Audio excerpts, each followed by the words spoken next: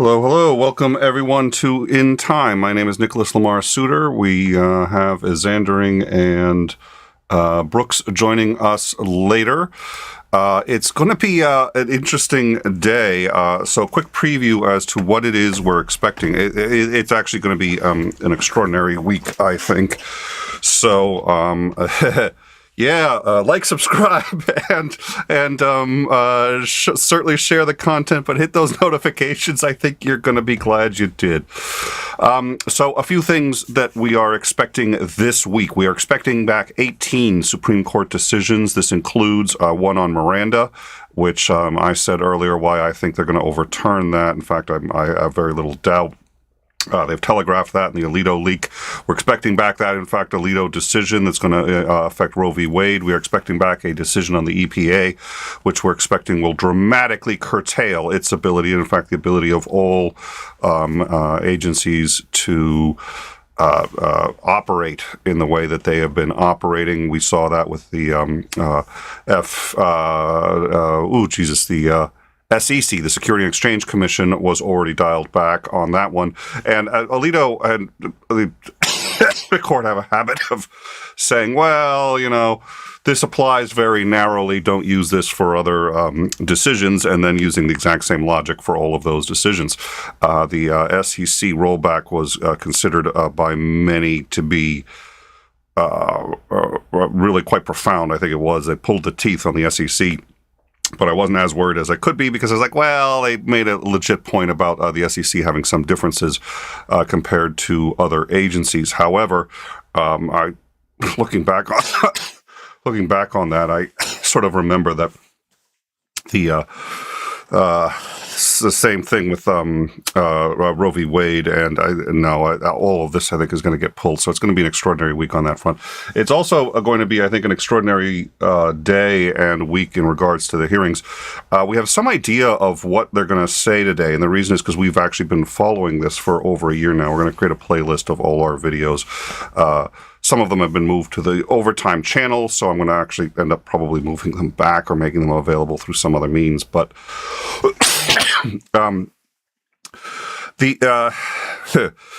there was a very serious plot to the overturning of this election was a multi-pronged approach, and one of them that hasn't gotten much play, but I remember I refused to say that this was a insurrection until it broke that Giuliani was orchestrated the 7 slates of fake electors. When we learned he organized that, I said, okay, you know what, this is over, it's done. It was sedition. I was really doing my best to avoid saying that until I was really left with no alternative. So what is this 7 fake slates of electors? In 7 states, the contested states, normally the way this happens, for people, quick civics lesson. We've actually covered this before on our earlier series on civics. If you really want to understand how it works, we have a pretty good episode on it with Landon. But essentially, first of all, the Constitution does not tell states how to hold elections, and that's actually quite deliberate. The idea is the federal government shouldn't be interfering with the elections. The states are responsible for managing the elections their own way. What the Constitution does, the U.S. Constitution grants them the right to hold elections in any way that they see fit and to send electors to the Electoral College. Those electors then vote for president. That's the way it works. It's a little bit of a weird system. There are reasons it was set up this way. Most of them I don't think are valid anymore, but nonetheless. So the average American citizen never votes for president. What they really do is they vote for electors. The electors go up and they vote for president. Now, normally this process is transparent and it doesn't really matter. We have what's called a faithless elector. That's an elector who flips their vote. They do something they're not supposed to do. In some states, that's actually illegal. In others, it's not. It's still a rare thing. There were people who were hoping a faithless elector would flip the Gore-Bush election, and if they do, there isn't anything you can really do about it. It's not illegal, at least according to the Constitution. The Constitution basically just says that states set up electors and send them any way they want to. So an elector is actually an extraordinarily powerful position. Now, most states... Okay, so part one done. Part two. How are the states going to set up how they send their electors? Well, they can do it any way they want to, at least according to the Constitution. If they want to, they can literally drop into an octopus tank, and I use this example because there's that octopus that bets on sports teams. Drop in both presidential names in the tank and see which one an octopus chooses, and that's where you send your electors. If you want to, you can do that. That's completely constitutional. The states can do it any way they want to. Again, this is actually the sort of Republican conservative view of how things should be done. The states are up to their own on how they're going to do their elections. I think about half the states, I think 31 if I recall, actually have laws that say that the electors are usually assigned by either the Secretary of State or the governor. And they say that those people must necessarily assign delegates according to who won the vote in that state. Now, in some states, they don't even say that, and it's just done by tradition. There's a couple of states, we discussed this before, because one of Trump's approaches was he had considered contacting the governor in states where the governor actually was not bound by law in how they were going to assign the delegates and say, listen, you know Trump should have won. Just give all the delegates to Trump. And that governor would probably be murdered in his own state, but it's not illegal. So it really depends on the state laws. Again, the states have broad authority in how they're going to run their elections for president. Sounds counterintuitive, but this is the way, and this is actually extremely important because this worked here. People keep saying, oh, well, the deep state, the election was rigged. One of the ways I'm pretty sure the election wasn't rigged is because you have to have rigged it in 7 different states.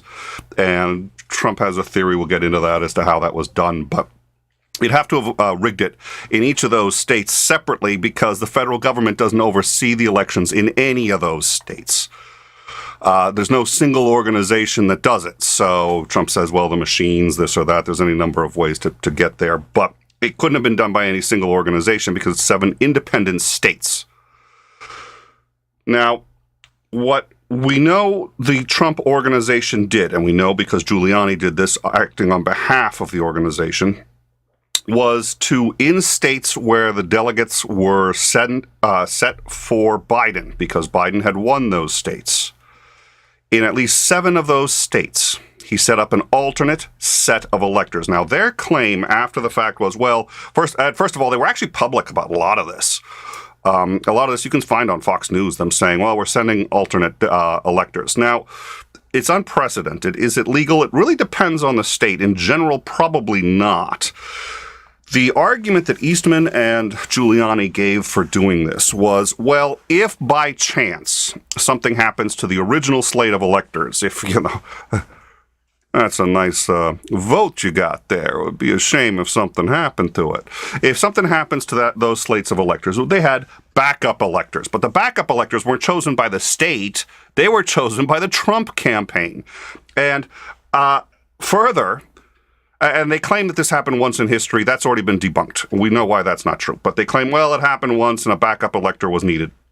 Okay, but the backup electors would be sent by the states. It's their jobs to send the backup electors if they want to. It's entirely their responsibility.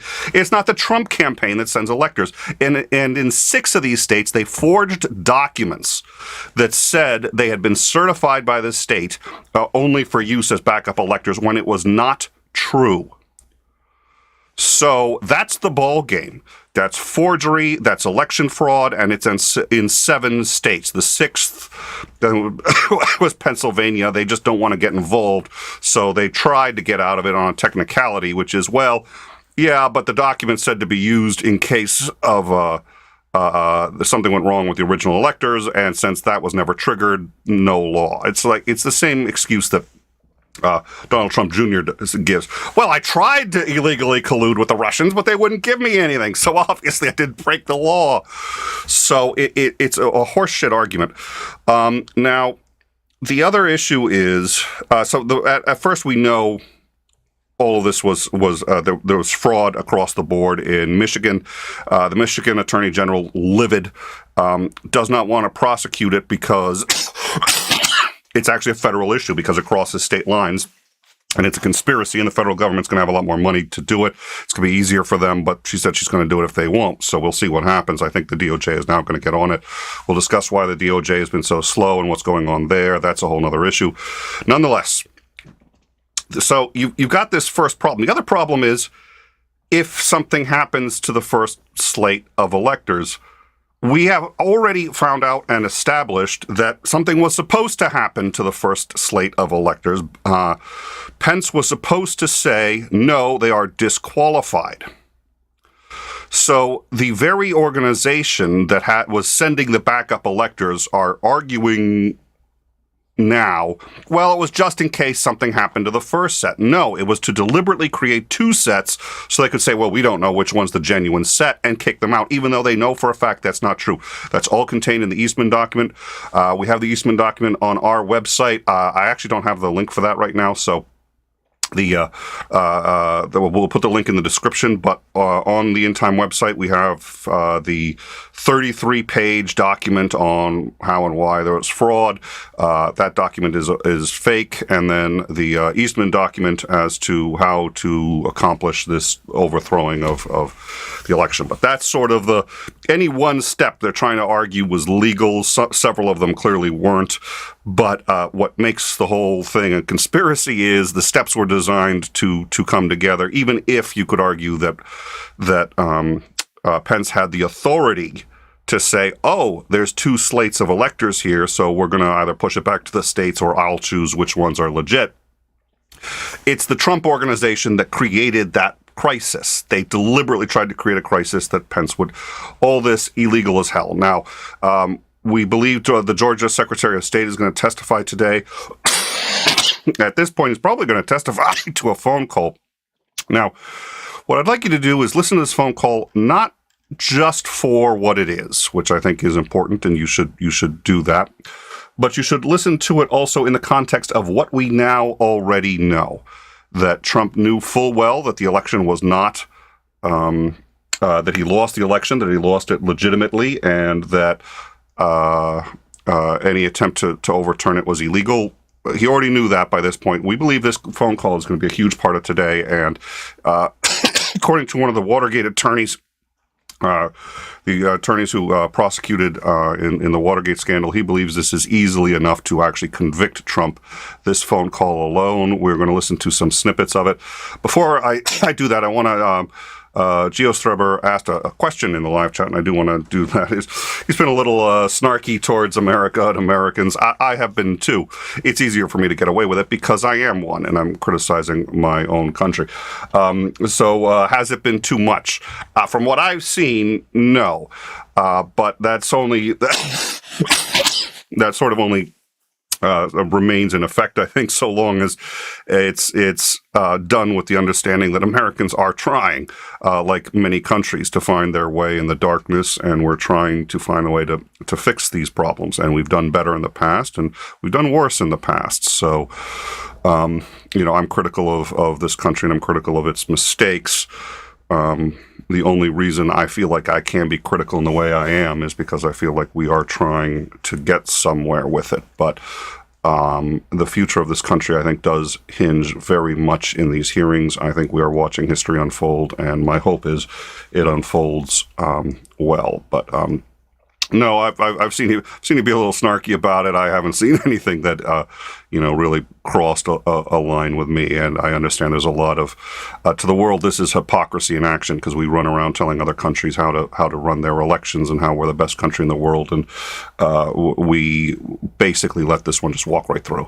We let it walk right through, and it's been years, and we're like, maybe this was a problem. So, all right, this is the Trump phone call. I believe this is going to, I think this is going to favor quite heavily I think this is going to feature quite prominently in the hearings today. Let's listen. Yeah, based on all of this, and there's nothing wrong with saying that, Brad. Having a correct, the people of Georgia are angry, and these numbers are going to be repeated on Monday night, along with others that we're going to have by that time, which are much more substantial even.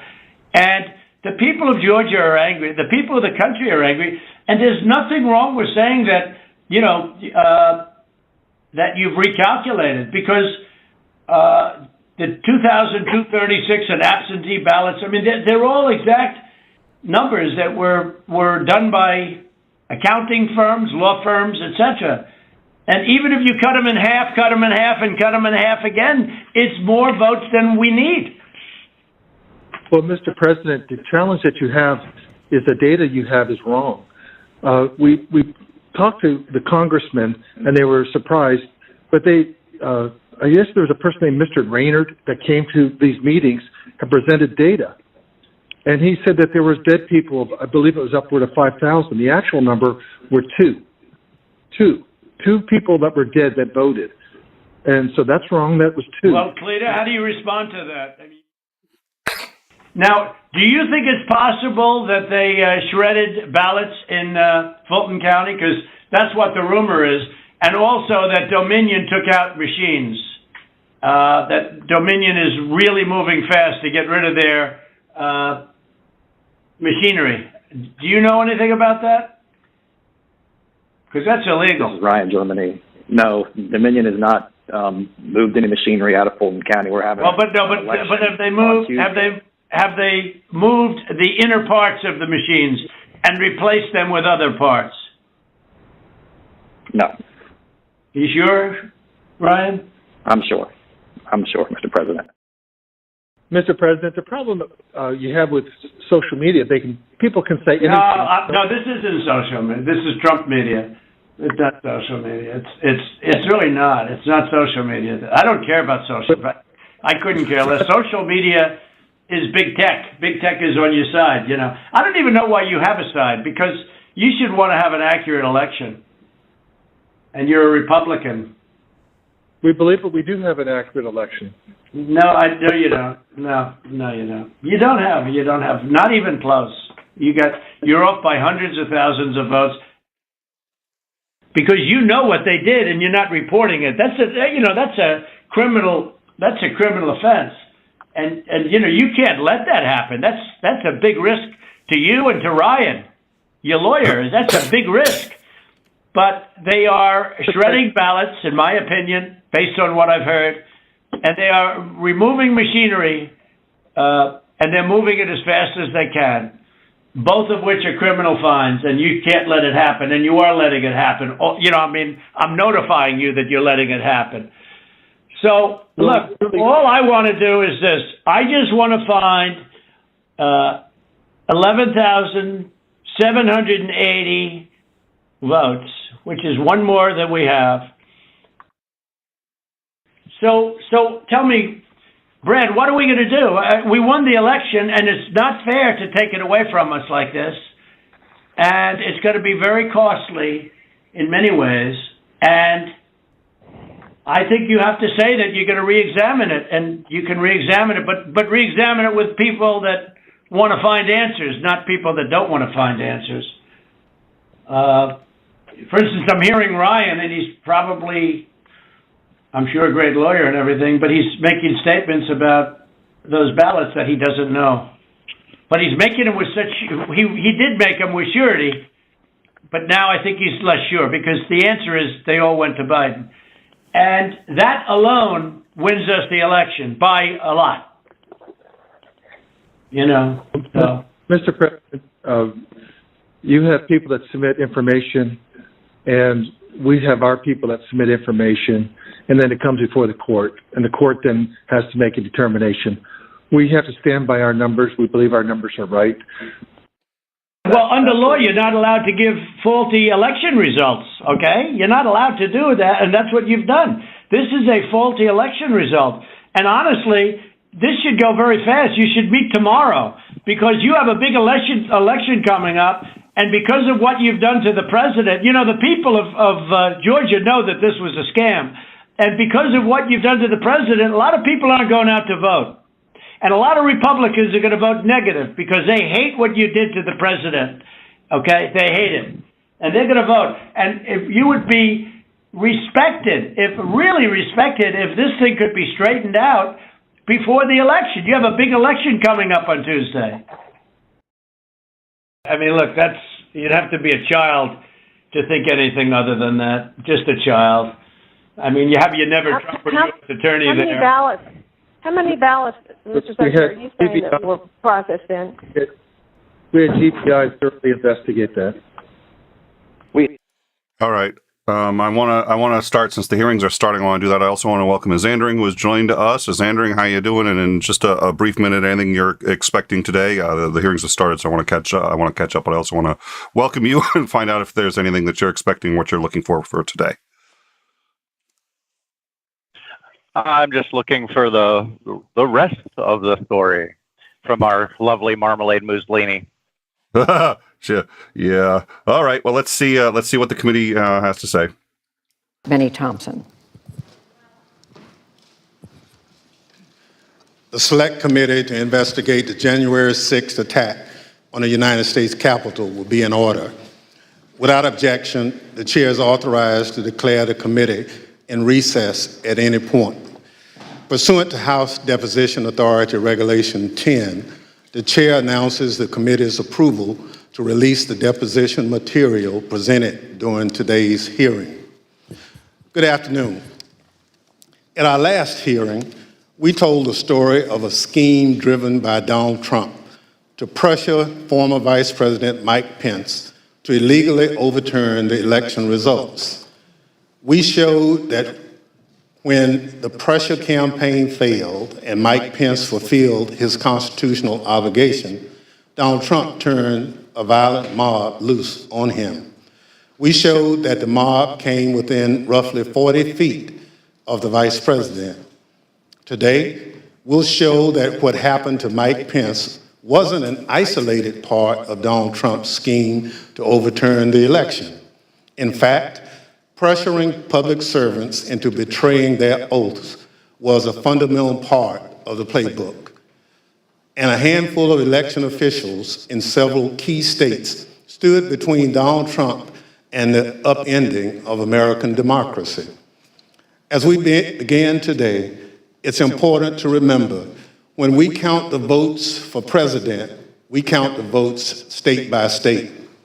For the most part, the candidates who win the popular vote in a state wins all the state's electoral college votes. And whoever wins a majority of the electoral college votes wins the presidency. So when Donald Trump tried to overturn the election results, he focused on just a few states.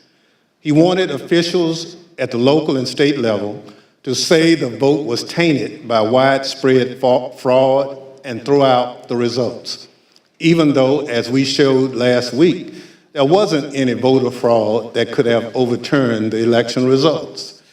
And like Mike Pence, these public servants wouldn't go along with Donald Trump's scheme. And when they wouldn't embrace the big lie and substitute the will of the voters with Donald Trump's will to remain in power, Donald Trump worked to ensure they'd face the consequences.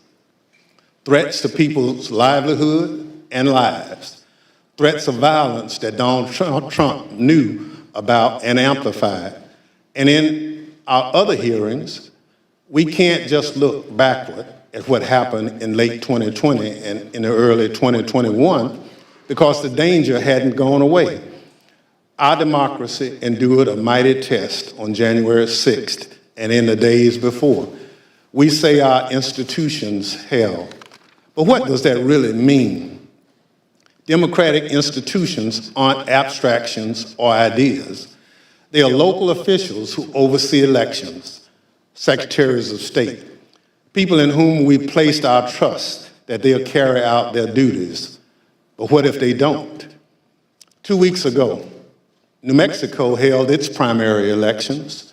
One county commission refused to certify the results, citing vague, unsupported claims dealing with Dominion voting machines. The court stepped in, saying New Mexico law required the commission to certify the results. 2 of the 3 members of the commission finally relented. One still refused, saying his vote, quote, isn't based on any evidence, it's not based on any facts, It's only based on my gut feeling and my own intuition, and that's all I need. By the way, a few months ago, this county commissioner was found guilty of illegally entering the Capitol grounds on January 6th. This story reminds us of a few things.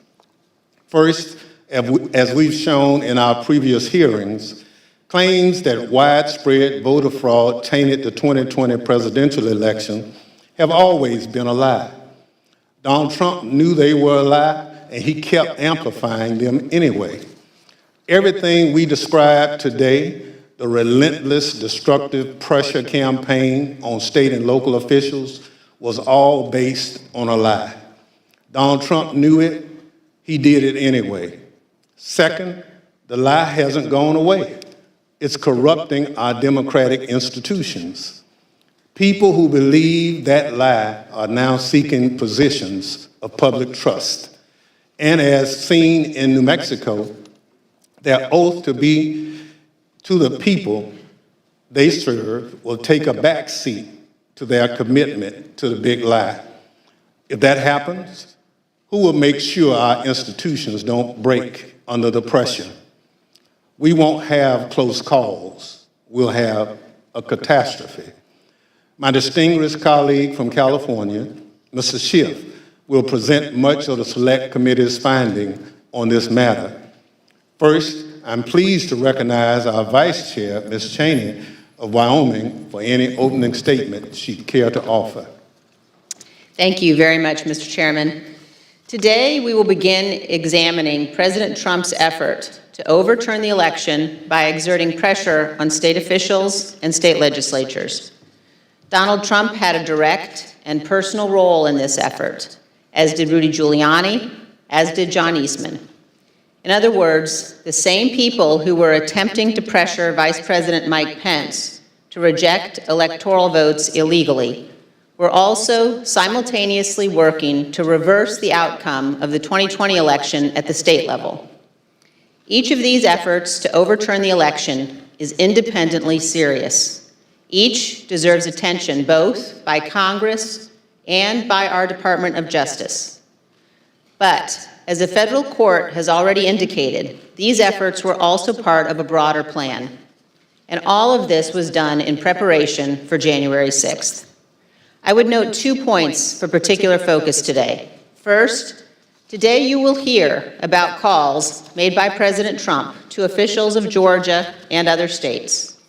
As you listen to these tapes, keep in mind what Donald Trump already knew at the time he was making those calls. He had been told over and over again that his stolen election allegations were nonsense. For example, this is what former Attorney General Bill Barr said to President Trump about allegations in Georgia. We took a hard look at this ourselves, and based on our review of it, including the interviews of the key witnesses, the Fulton County allegations had no merit. The ballots under the table were legitimate ballots. They weren't in a suitcase. They had been pre-opened for eventually feeding into the machine. All the stuff about the water leak and that there was some subterfuge involved. We felt there was some confusion, but there was no evidence of a subterfuge to create an opportunity to feed things into the count. And so we didn't see any evidence of fraud in the Fulton County episode. And Acting Deputy Attorney General Richard Donahue told Donald Trump this. And I said something to the effect of, sir, we've done dozens of investigations, hundreds of interviews. The major allegations are not supported by the evidence developed. Told by his own advisors that he had no basis for his stolen election claims. Yet he continued to pressure state officials to change the election results. Second, you will hear about a number of threats and efforts to pressure state officials to reverse the election outcome. One of our witnesses today, Gabriel Sterling, explicitly warned President Trump about potential violence on December 1st, 2020, more than a month before January 6th. You will see excerpts from that video repeatedly today. It has all gone too far. All of it. Joe DeGenova today asked for Chris Krebs, a patriot who ran CISA, to be shot. A 20-something tech in Gwinnett County today has death threats and a noose put out saying he should be hung for treason because he was transferring a report on batches from an EMS to a county computer so he could read it. It has to stop. Mr. President, you have not condemned these actions or this language. Senators, you have not condemned this language or these actions. This has to stop. We need you to step up, and if you're going to take a position of leadership, show some. My boss, Secretary Raffensperger, his address is out there. They have people doing caravans around their house. They've had people come onto their property. It has to stop. This is elections. This is the backbone of democracy, and all of you who have not said a damn word are complicit in this. The point is this: Donald Trump did not care about the threats of violence. He did not condemn them. He made no effort to stop them. He went forward with his fake allegations anyway. One more point. I would urge all of those watching today to focus on the evidence the committee will present. Don't be distracted by politics. This is serious. We cannot let America become a nation of conspiracy theories and thug violence. Finally, I want to thank our witnesses today for all of your service to our country. Today, all of America will hear about the selfless actions of these men and women who acted honorably to uphold the law, protect our freedom, and preserve our Constitution. Today, Mr. Chairman, we will all see an example of what truly makes America great. Thank you, Mr. Chairman. I yield back. Without objection, the chair recognizes the gentleman from California, Mr. Schiff, for an opening statement. Thank you, Mr. Chairman and Madam Vice Chair. On November 3rd, 2020, Donald Trump ran for re-election to the office of the presidency, and he lost. His opponent, Joe Biden, finished ahead in the key battleground states of Arizona, Michigan, Wisconsin, Pennsylvania, Georgia, and elsewhere. Nevertheless, and for the first time in history, the losing presidential candidate fought to hold on to power. As we have seen in previous hearings, he did so through a variety of means. On Election Day, he sought to stop the counting of the vote, knowing that the millions of absentee ballots elections officials would be counting on Election Day and thereafter would run strongly against him and deliver a victory to Joe Biden. Next, and when he could not stop the counting, he tried to stop state legislatures and governors from certifying the results of the election. He went to court and filed dozens of frivolous lawsuits, making unsubstantiated claims of fraud. When that too failed, he mounted a pressure campaign directed at individual state legislators to try to get them to go back into session and either declare him the winner, decertify Joe Biden as the winner, or send two slates of electors to Congress, one for Biden and one for him, and pressure Vice President Pence to choose him as the winner. But the state legislatures wouldn't go along with this scheme, and neither would the vice president. None of the legislatures agreed to go back into special session and declare him the winner. No legitimate state authority in the states Donald Trump lost would agree to appoint fake Trump electors and send them to Congress. But this didn't stop the Trump campaign either. They assembled groups of individuals in key battleground states and got them to call themselves electors, created phony certificates associated with these fake electors, and then transmitted these certificates to Washington and to the Congress to be counted during the joint session of Congress on January 6th. None of this worked. But according to Federal District Judge David Carter, former President Trump and others likely violated multiple federal laws by engaging in this scheme, including conspiracy to defraud the United States. You will hear evidence of the former president and his top advisors' direct involvement in key elements of this plot, or what Judge Carter called a coup in search of a legal theory. For as the judge explained, President Trump's pressure campaign to stop the electoral count did not end with Vice President Pence. It targeted every tier of federal and state elected officials. Convincing state legislatures, he said, to certify competing electors was essential to stop the count and ensure President Trump's reelection. As we have seen in our prior hearings, running through this scheme was a big lie that the election was plagued with massive fraud and somehow stolen. You'll remember what the president's own Attorney General, Bill Barr, said he told the president about these claims of massive fraud affecting the outcome of the election. And I told him that the stuff that his people were shoveling out to the public was bullshit. I mean, that the claims of fraud were bullshit. The president's lie was and is a dangerous cancer on the body politic. If you can convince Americans that they cannot trust their own elections, that any time they lose it is somehow illegitimate, then what is left but violence to determine who should govern? This brings us to the focus of today's hearing. When state elections officials refused to stop the count, Donald Trump and his campaign tried to put pressure on them. When state executive officials refused to certify him the winner of states he lost, he applied more pressure. When state legislators refused to go back into session and appoint Trump electors, he amped up the pressure yet again.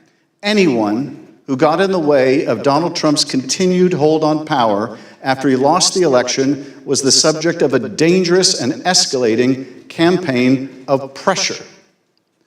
This pressure campaign brought angry phone calls and texts, armed protests, intimidation, and all too often, threats of violence and death. State legislators were singled out. So too were statewide elections officials. Even local elections workers, diligently doing their jobs, were accused of being criminals and had their lives turned upside down. As we will show, the president's supporters heard the former president's claims of fraud and the false allegations he made against state and local officials as a call to action. Stop the steal! Stop the steal! Stop the steal! You are a threat to us! You're a threat to democracy! You're a threat to free and honest election! We love America! We love our rights and our freedom! Tyranny will not be allowed in our country. You are a tyrant, you are a felon, and you must turn yourself in to the authorities immediately. And then about 45 minutes later, we started to hear the noises outside my home, and my stomach sunk, and I thought, it's me. And then it's just, we don't know what's going to, I mean, the uncertainty of that was what was the fear. Like, are they coming with guns? Are they going to attack my house? I'm in here with my kid, I'm trying to put him to bed. And so it was, that was the scariest moment, just not knowing what was going to happen. This pressure campaign against state and local officials spanned numerous contested states, as you will see in this video produced by the Select Committee. My name is Josh Roselman. I'm an investigative counsel for the House Select Committee to investigate the January 6th attack on the United States Capitol. Beginning in late November 2020, the president and his lawyers started appearing before state legislators, urging them to give their electoral votes to Trump, even though he lost the popular vote. I represent President Trump along with Jenna Ellis, and this is our fourth or fifth hearing. This election has to be turned around because we won Pennsylvania by a lot, and we won all of these swing states by a lot. This was a strategy with both practical and legal elements. The Select Committee has obtained an email from just 2 days after the election in which a Trump campaign lawyer named 𝐂𝐚𝐥𝐿 Mitchell asked another Trump lawyer, John Eastman, to write a memo justifying the idea. When do you remember this coming up as an option in the post-election period for the first time? right after the election. It might have been before the election. Eastman prepared a memo attempting to justify this strategy, which was circulated to the Trump White House, Rudy Giuliani's legal team, and state legislators around the country. And he appeared before the Georgia state legislature to advocate for it publicly. But you could also do what the Florida legislature was prepared to do, which is to adopt a slate of electors yourselves. And when you add in the mix of the significant statistical anomalies and sworn affidavits and video evidence of outright election fraud, I don't think it's just your authority to do that, but quite frankly, I think you have a duty to do that, to protect the integrity of the election here in Georgia. But Republican officials in several states released public statements recognizing that President Trump's proposal was unlawful. For instance, Georgia Governor Brian Kemp called the proposal unconstitutional, while Arizona House Speaker Rusty Bowers wrote that the idea would undermine the rule of law. The pressure campaign to get state legislators to go along with the scheme intensified when President Trump invited delegations from Michigan and Pennsylvania to the White House. Either you or Speaker Chatfield, did you make the point to the president that you were not going to do anything that violated Michigan law? I believe we did. Whether or not it was those exact words or not, but I think that the words that I would have more likely used is we were going to follow the law. Nevertheless, the pressure continued. The next day, President Trump tweeted, quote, "Hopefully the courts and/or legislatures will have the courage to do what has to be done to maintain the integrity of our elections and the United States of America itself. The world is watching." He posted multiple messages on Facebook listing the contact information for state officials and urging his supporters to contact them to, quote, "demand a vote on decertification." In one of those posts, President Trump disclosed Mike Shirkey's personal phone number to his millions of followers. All I remember is receiving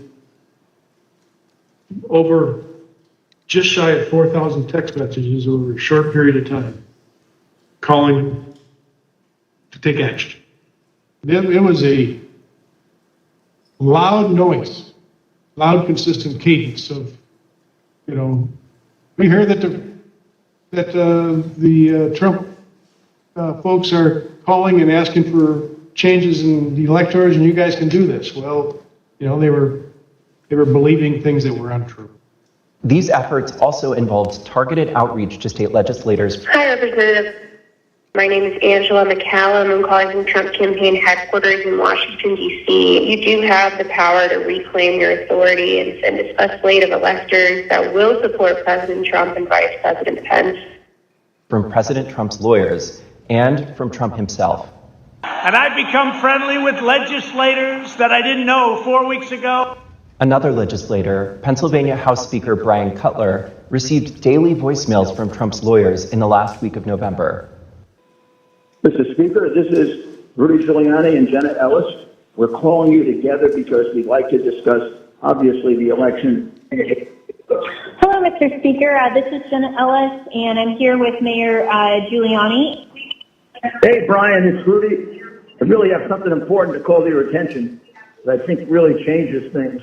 Cutler felt that the outreach was inappropriate and asked his lawyers to tell Rudy Giuliani to stop calling, but Giuliani continued to reach out. I understand that you don't want to talk to me now. I just want to bring some facts to your attention and talk to you as a fellow Republican.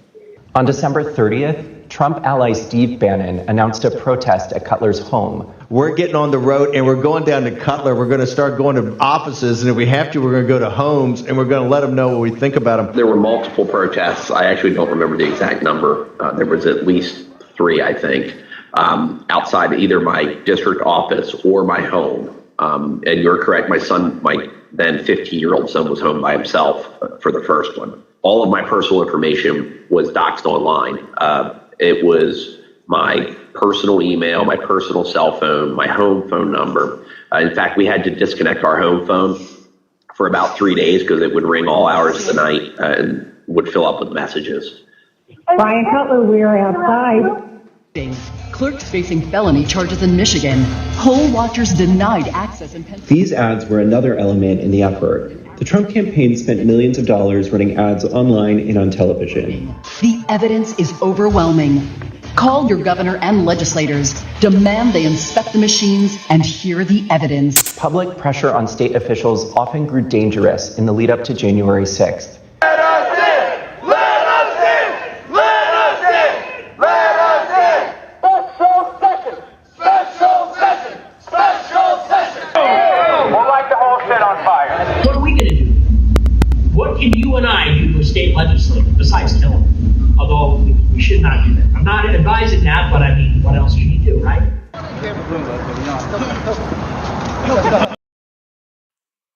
Holy shit. Now, we already knew some of this. I'm just going to pause it for a minute. We're already a little behind, but we'll catch up during the swearing in. But that's something you shouldn't even joke about. And I mean, they're going to bring up of course, there's the protests happening outside of the Supreme Court justices' homes. There's certainly things about that are probably inappropriate, yada, yada, yada. Having said that, this is on a scale so different that it's actually a qualitative difference, not just a quantitative one. But we also have covered the when they did try to, and in some cases successfully broke in while the elections were being counted because they were going to find proof of fraud. And it's like they don't understand the process enough to know whether there was fraud or not. That was what happened with the ballots that were under the table. Was they said, well, oh my God, there's a whole bunch of fake ballots here. No, those were the regular ballots. None of these people are qualified to be able to go in and actually determine whether or not there's a fraud. They don't. This is mob mentality. It's mob rule, and it's the way Trump likes it, to be quite honest. Anyways, let's continue. The punishment for treason is death. The state pressure campaign and the danger it posed to state officials and to state capitals around the nation was a dangerous precursor to the violence we saw on January 6th at the U.S. Capitol. Today you will hear from Rusty Bowers, the Republican Speaker of the Arizona House of Representatives. He will tell us about his conversations with the President, with Rudy Giuliani and John Eastman, and what the President's team asked of him, and how his oath of office would not permit it. You will then hear from Brad Raffensperger, the Republican Secretary of State of Georgia, who Trump directed to, quote, find 11,780 votes that did not exist, but just the exact number of votes needed to overtake Joe Biden. You will also hear from Gabriel Sterling, the chief operating officer, his chief operating officer, about the spurious claims of fraud in the elections in Georgia, and who, responding to a cascading set of threats to his elections team, warned the president to stop, that someone was going to get killed. And you will hear from Wandrea Shea Moss, a former local elections worker in Fulton County, Georgia, about how all of the lies about the election impacted the lives of real people who administer our elections and still do.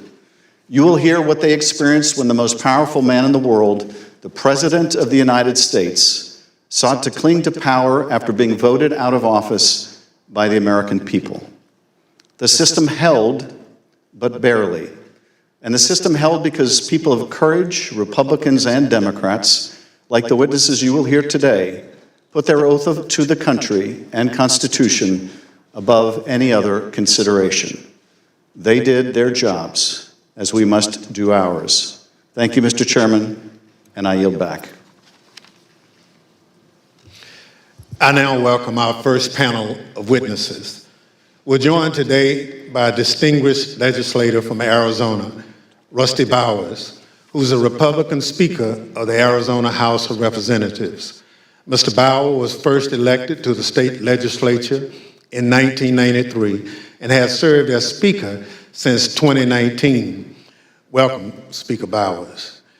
Brad Raffensperger is the 29th Secretary of State of Georgia, serving in this role since 2019.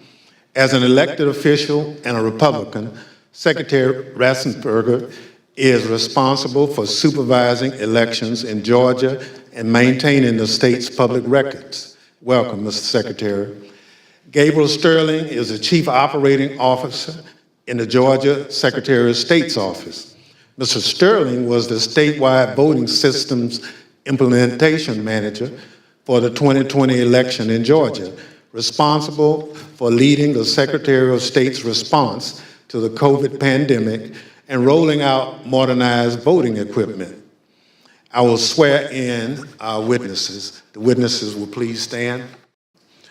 Please. Yes, sir. Thank you. And is it your understanding that President Biden was the winner of the popular vote in Arizona in 2020? Yes, sir. Thank you. Pursuant to Section 5C8 of House Resolution 503, the chair recognizes the gentleman from California, Mr. Schiff, for questions. Speaker Bowers, thank you for being with us today.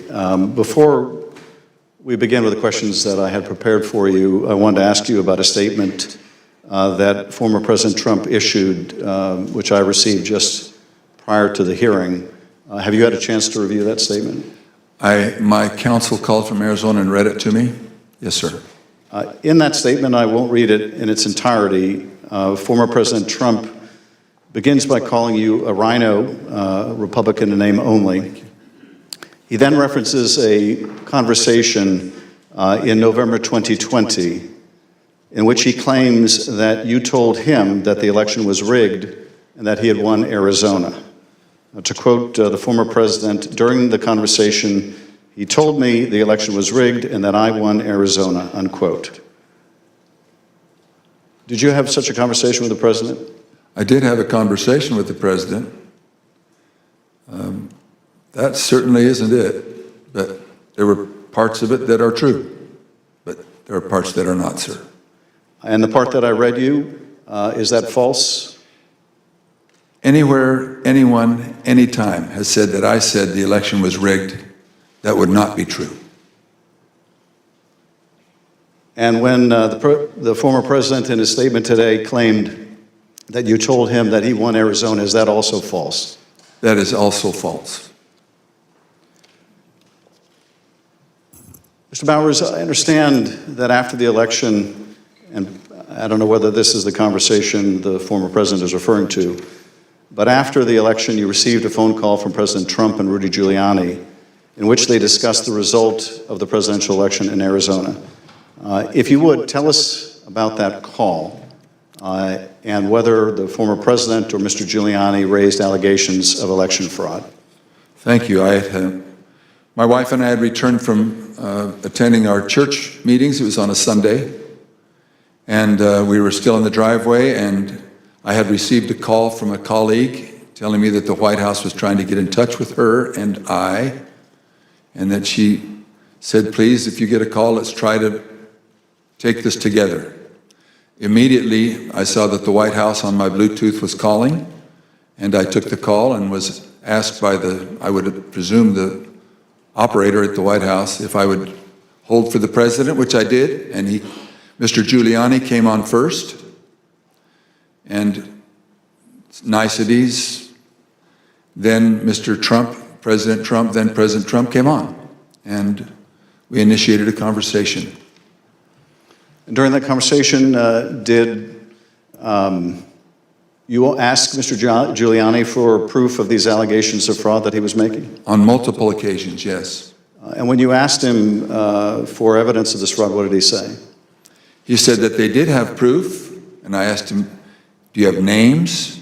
For example, we have 200,000 illegal immigrants, some large number, 5,000 or 6,000 dead people, etc. And I said, do you have their names? Yes. Will you give them to me? Yes. The president interrupted and said, give the man what he needs, Rudy. He said, I will. And that happened on at least 2 occasions, that interchange in the conversation. So Mr. Giuliani was claiming in the call that there were hundreds of thousands of undocumented people and thousands of dead people who had purportedly voted in the election? Yes. And you asked him for evidence of that? I did. And did you ever receive from him that evidence either during the call, after the call, or to this day? Never. What was the ask during this call? He was making these allegations of fraud, but he had something or a couple things that they wanted you to do. What were those? The ones I remember were first, they that we would hold, that I would allow an official committee at the Capitol so that they could hear this evidence and that we could take action thereafter. And I refused.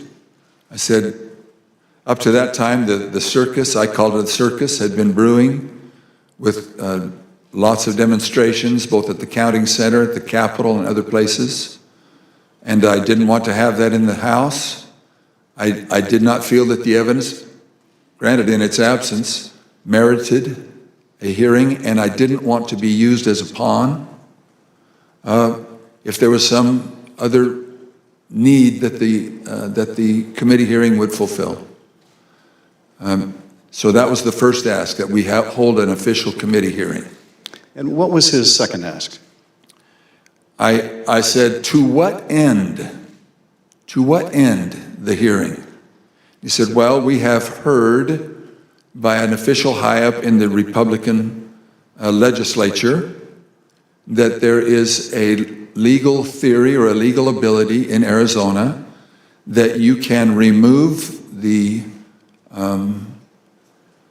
electors of President Biden and replace them. And we would like to have the legitimate opportunity through the committee to come to that end and remove that. And I said, that's something that's totally new to me. I've never heard of any such thing. And he pressed that point, and I said, look, you are asking me to do something that is counter to my oath when I swore to the Constitution to uphold it, and I also swore to the Constitution and the laws of the state of Arizona, and this is totally foreign as an idea or a theory to me, and I would never do anything of such magnitude without deep consultation with qualified attorneys. And I said, I've got some good attorneys, and I'm going to give you their names. But you're asking me to do something against my oath, and I will not break my oath. And I think that was up to that point. During the conversation, and you heard, I think, when we played a snippet of Mr. Giuliani calling other state legislators and saying that he was calling us essentially a fellow Republican. Did he make a similar appeal to you or bring up the fact that you shared a similar party?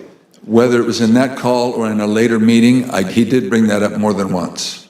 And how would he bring that up? He would say, aren't we all Republicans here? I would think we would get a better reception. I mean, I would think you would listen a little more open to my suggestions, that we're all Republicans. And this evidence that you asked him for that would justify this extraordinary step, I think you said they never produced. Why did you feel, either in the absence of that evidence or with it, what they were asking you to do would violate your oath to the Constitution? First of all, when the people, and in Arizona, I believe it was some 40 plus years earlier, the legislature had established the manner of electing our officials, or the electors for the presidential race. Once it was given to the people, as in Bush v. Gore, illustrated by the Supreme Court, it becomes a fundamental right of the people. So as far as I was concerned, for someone to ask me in the, I would call it a paucity, there was no evidence being presented of any strength. Evidence can be hearsay evidence, it's still evidence, but it's still hearsay. But strong judicial quality evidence, anything that would say to me, you have a doubt, deny your oath. I will not do that. And on more than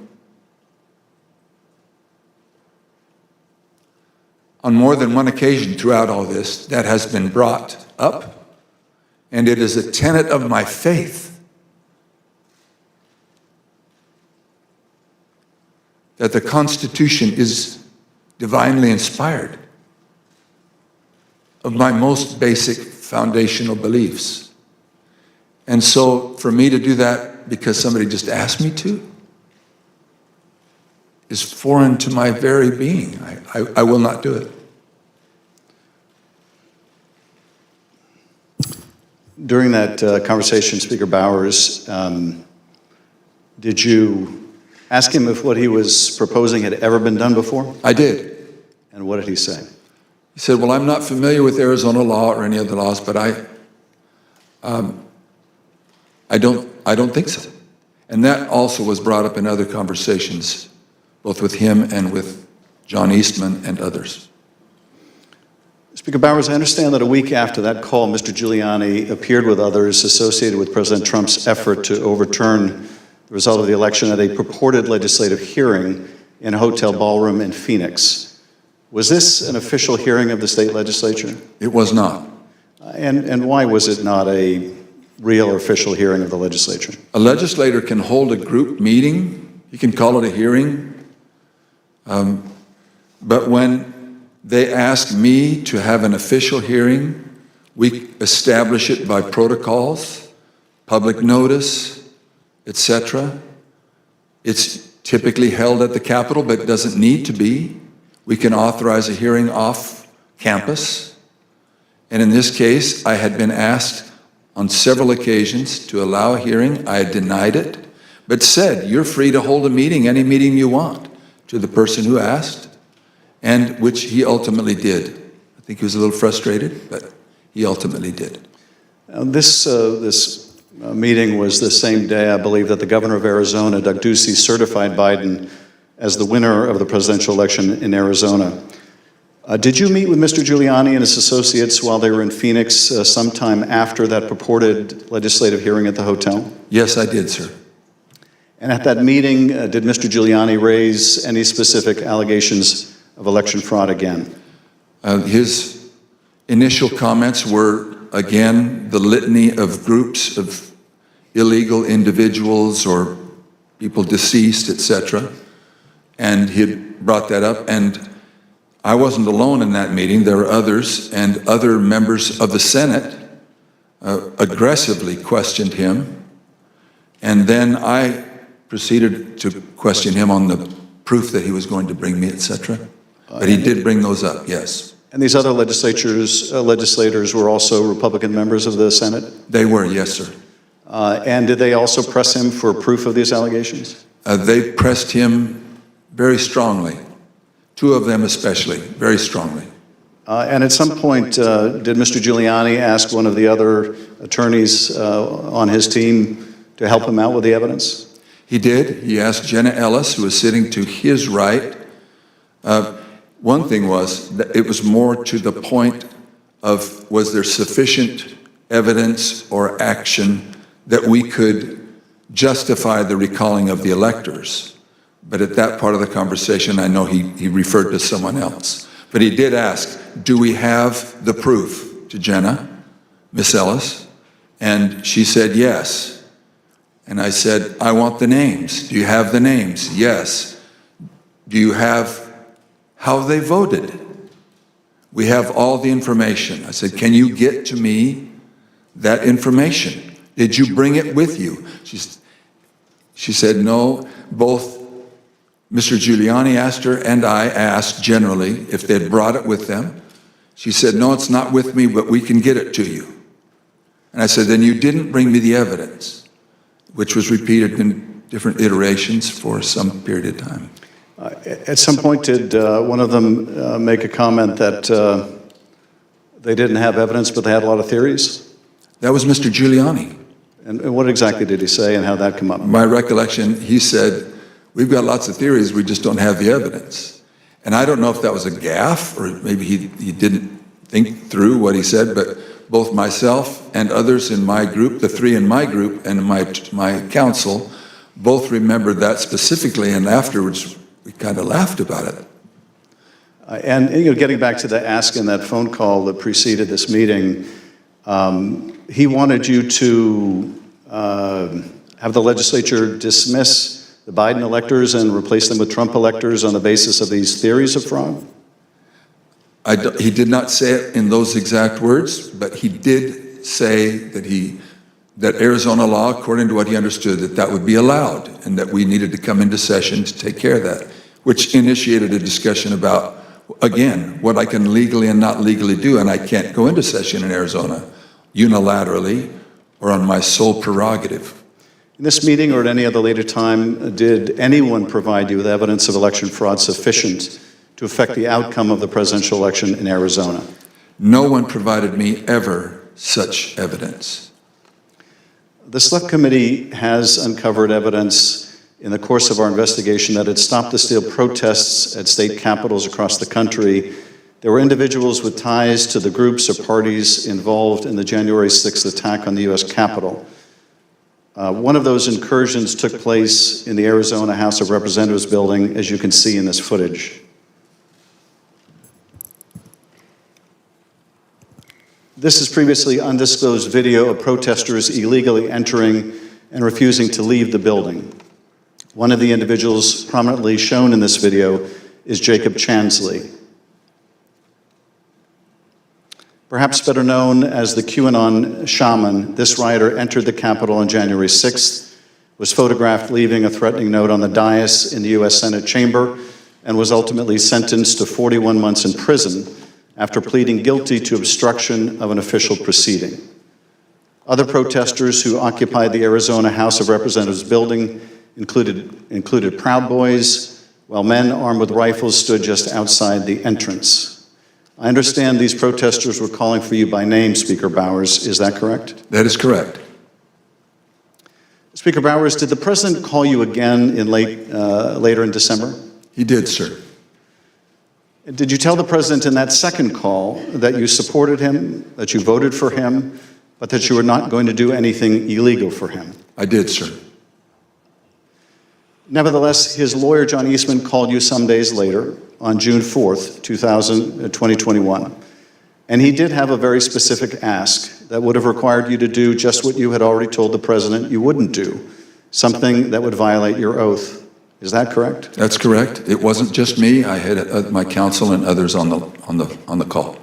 And what did Dr. Eastman want you to do? That we would, in fact, take a vote to overthrow, or I shouldn't say overthrow, that we would decertify the electors, and that because we had plenary authority to do so. And he cited Article 2, Section 1, I think it's Clause 2, and said that in his opinion that gave us the authority if there was, I don't recall him saying sufficient evidence, but there was some call or some strong reason to do so that we, or justification to do so that we could do that. And that he was asking that his suggestion was that we would do it. And I said, again, I took an oath. For me to take that, to do what you do, would be counter to my oath. I don't recall if it was in that conversation, clearly, that we talked more about the oath, but I said, what would you have me do? And he said, just do it and let the court sort it out. And I said, you're asking me to do something that's never been done in history, the history of the United States, and I'm going to put my state through that without sufficient proof, and that's going to be good enough with me?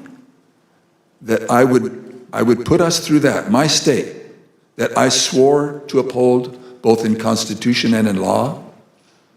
No, sir.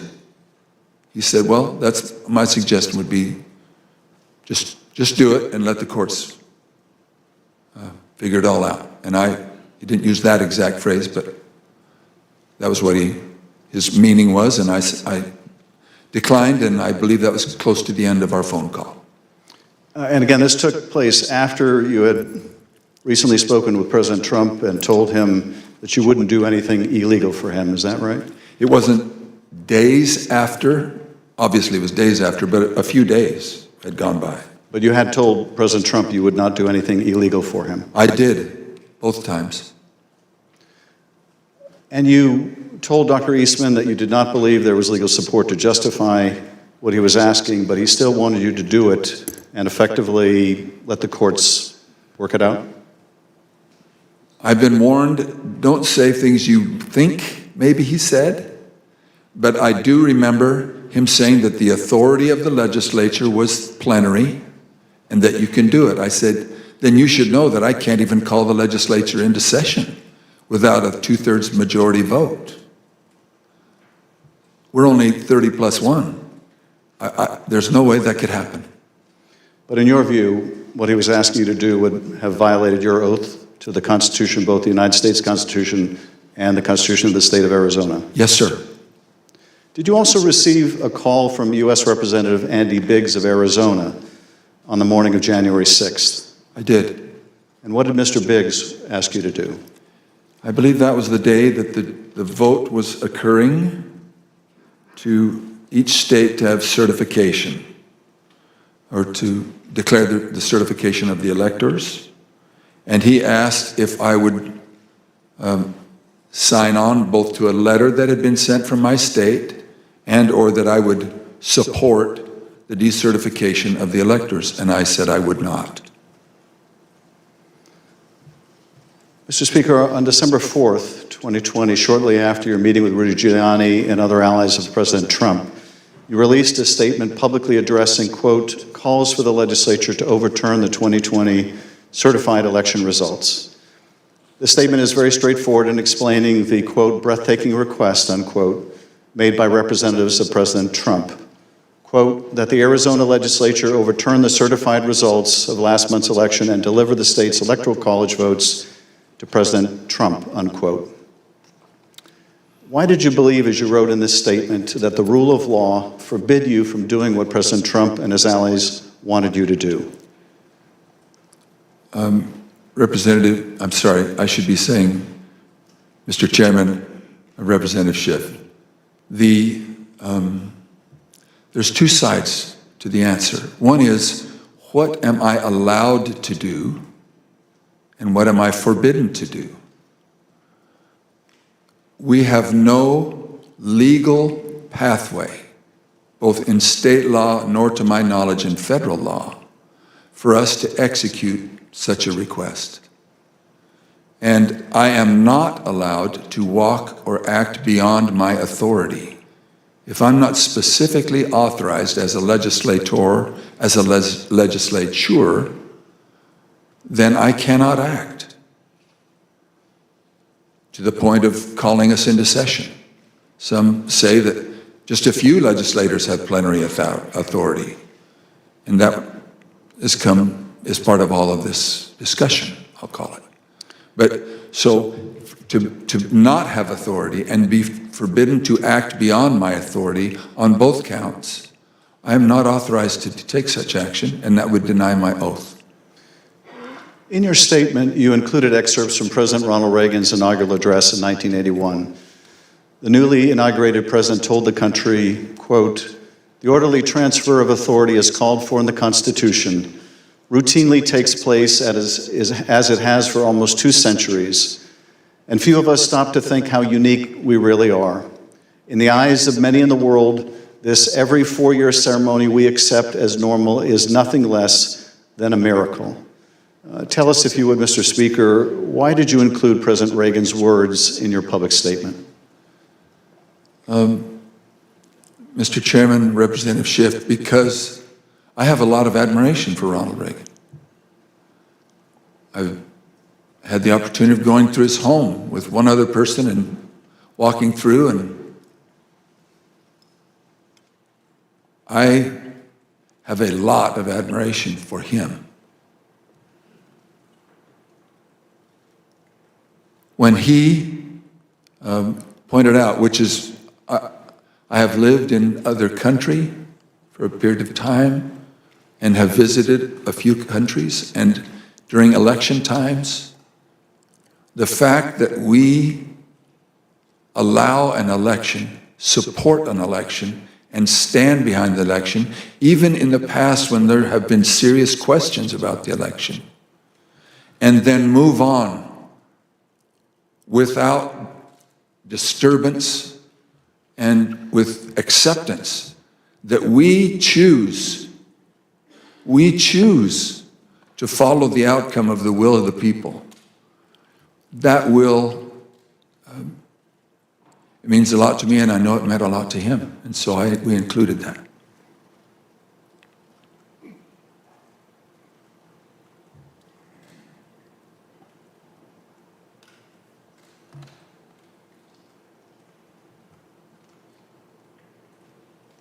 Thank you, Speaker Bowers.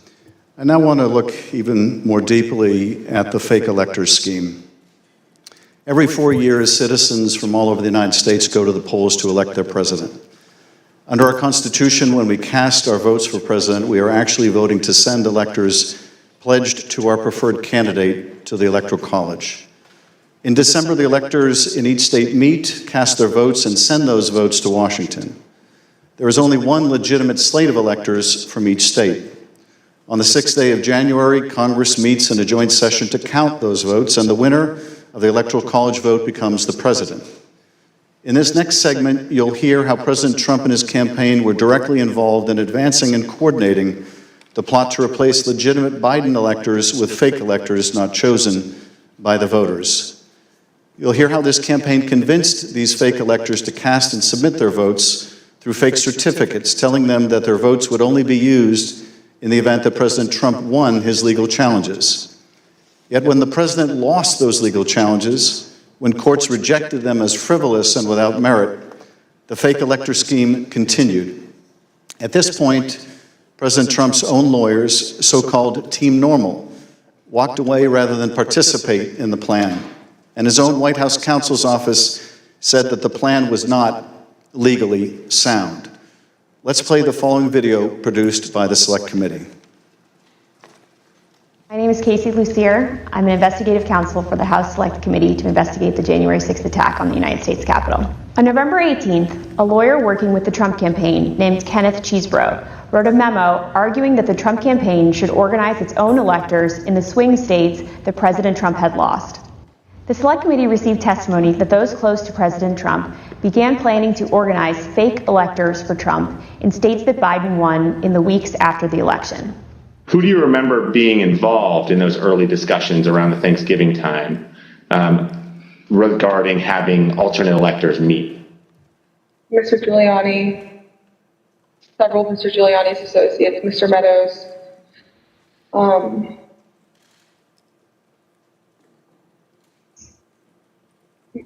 members of Congress, although it's difficult to distinguish if the members I'm thinking of were involved during Thanksgiving or if they were involved as we progress through December. At the president's direct request, the RNC assisted the campaign in coordinating this effort. What did the president say when he called you?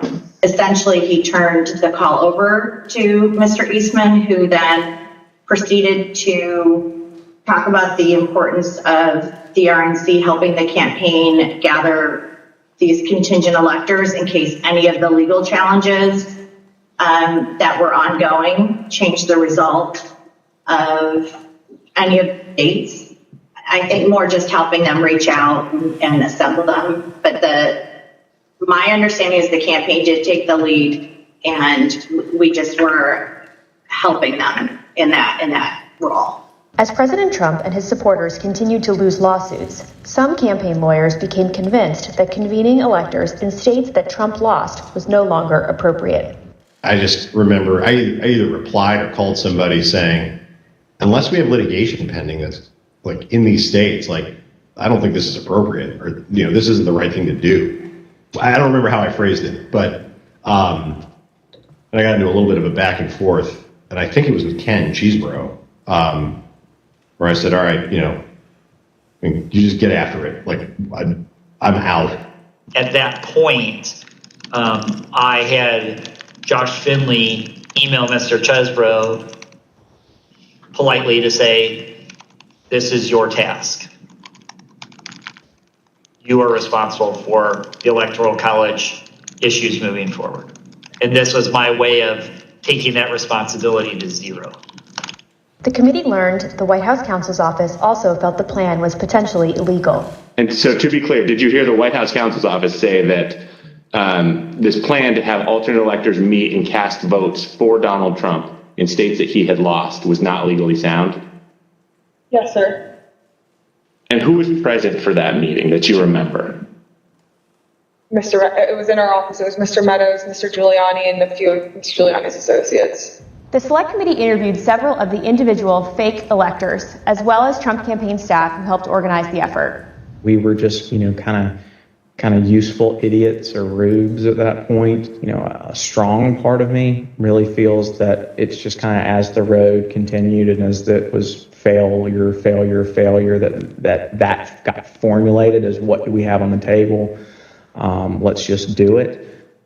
And now, after what we've told you today about the Select Committee's investigation, about the conclusion of the professional lawyers on the campaign staff, Justin Clark, Matt Morgan, and Josh Finley, about their unwillingness to participate in the convening of these electors, how does that contribute to your understanding of these issues? I'm angry.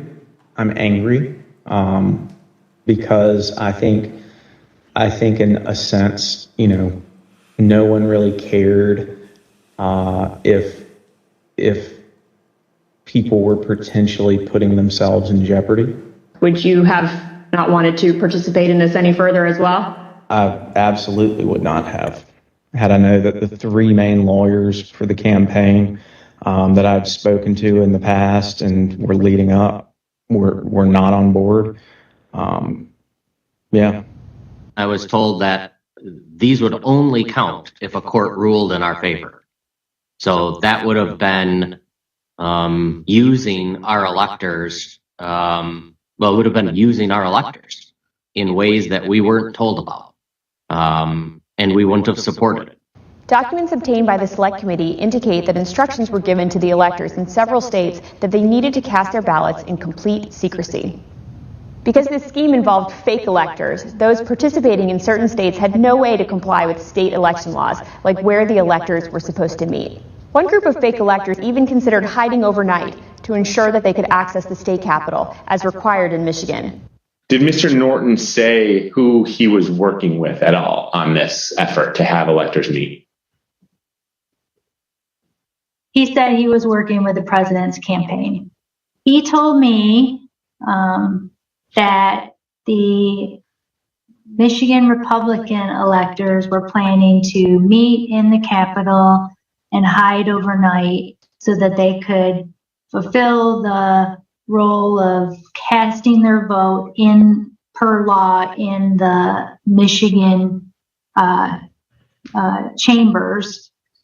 And I told him in no uncertain terms that was insane and inappropriate. In one state, the fake electors even asked for a promise that the campaign would pay their legal fees if they got sued or charged with a crime.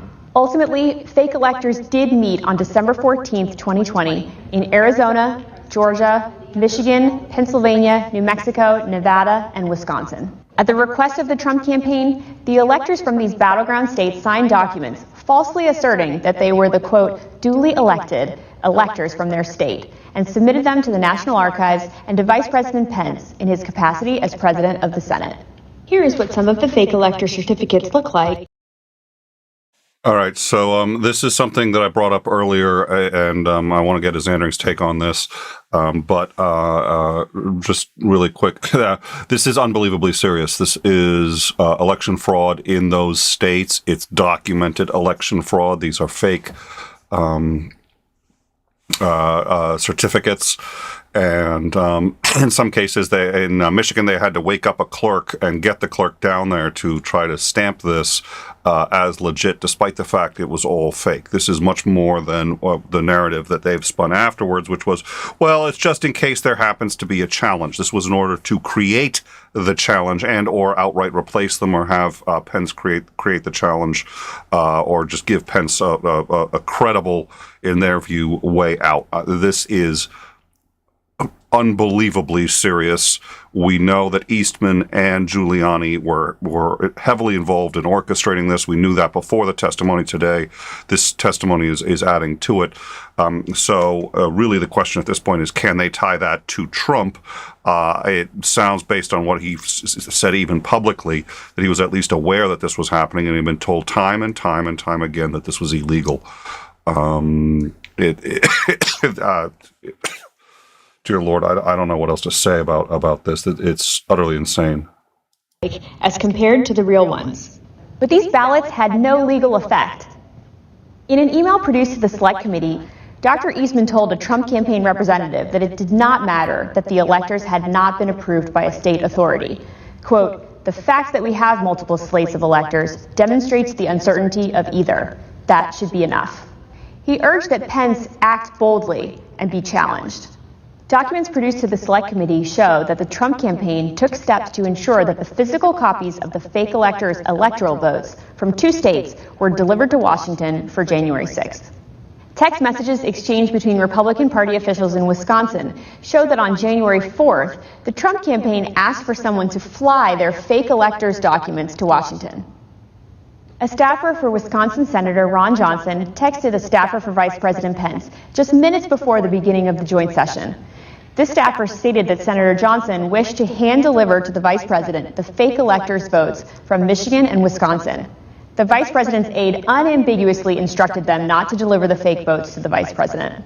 Even though the fake elector slates were transmitted to Congress and the executive branch, the Vice President held firm in his position that his role was to count lawfully submitted electoral votes. Joseph R. Biden Jr. of the state of Delaware has received 306 votes. Donald J. Trump of the state of Florida has received 232 votes. Which is what he did when the joint session resumed on January 6th after the attack on the Capitol. 538.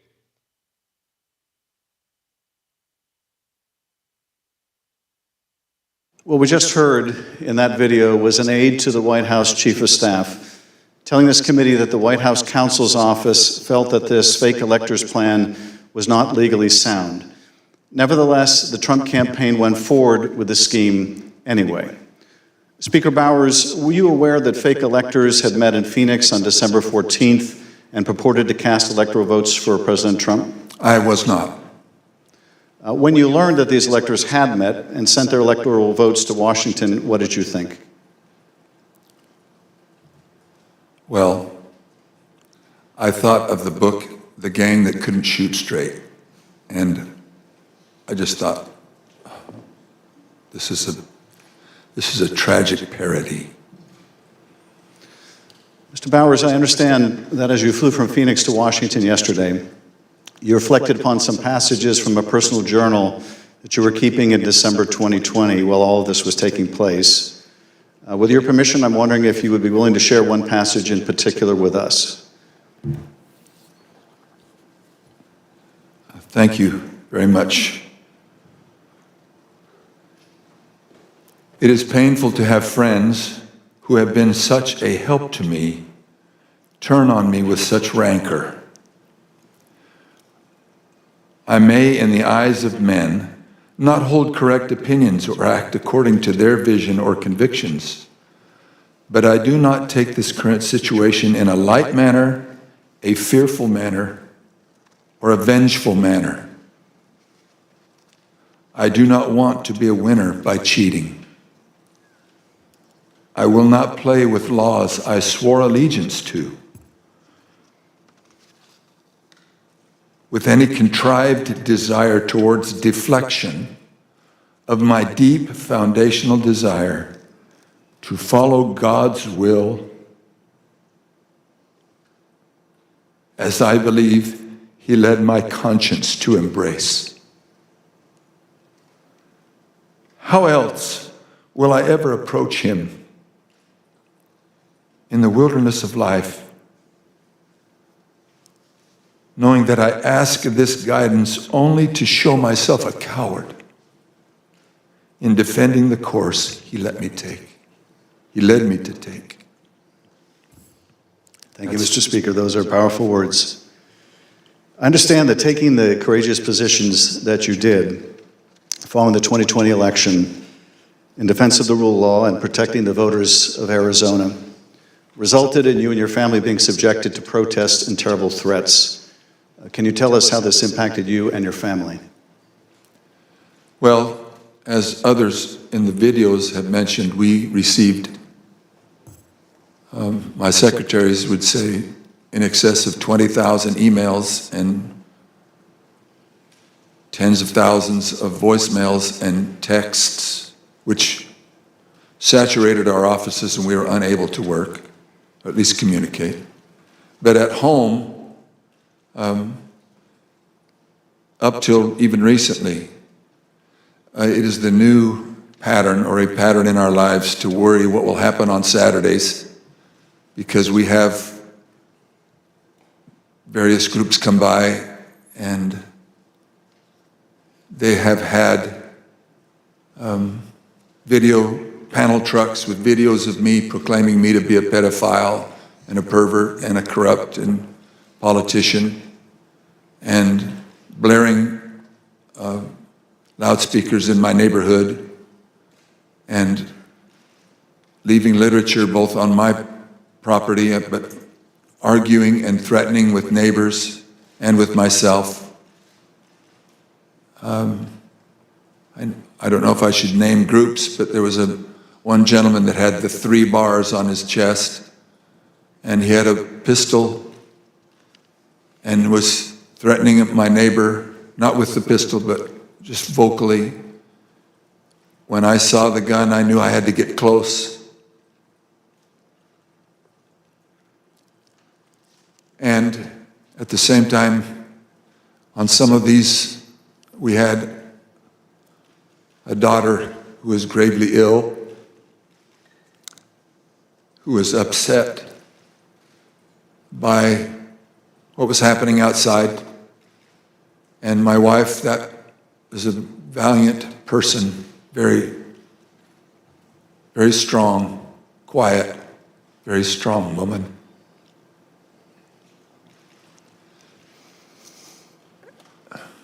So it was disturbing. It was disturbing. Mr. Speaker, I want to thank you for your service to the state of Arizona and to the country. Mr. Chairman, at this point, I think it'd be appropriate to take a short recess. Accordingly, I reserve the balance of my time.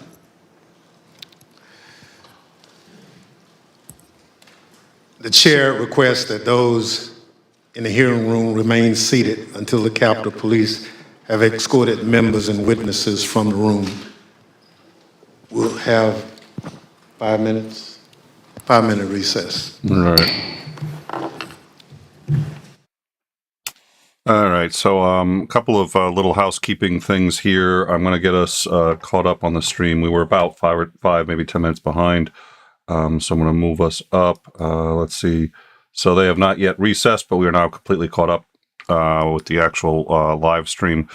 Just an FYI, we've received now a second notice. So we've received 2 notices that we are streaming copyrighted content. We already still have a copyright strike against us for the SNL issue. So yeah, my hope is that the stream is not going to get taken down. If it does, we're going to continue as if it were operating. It'll still be intact for the replay, and I'm gonna keep an eye, because last time it was a test stream. Last time it wasn't even a live stream, but they had notified me by email, and that's when it's starting to get serious. So we're gonna see what's happening. I think we are within our rights to use this audio, obviously, but we're gonna see what we're gonna keep going, and we'll see what happens. We've now gotten a second notice that they're possibly going to block us. So we'll see. At any rate, yeah, this is what we've been talking about. Actually, really going back a couple of years, because they had in fact proposed doing this. And as you recall, we showed the original proposal. It was that PowerPoint presentation that was brought to Mark Meadows, and he thought was delightful. I believe this may have even been on the Mike Lindell memo. If you recall, a reporter had gotten a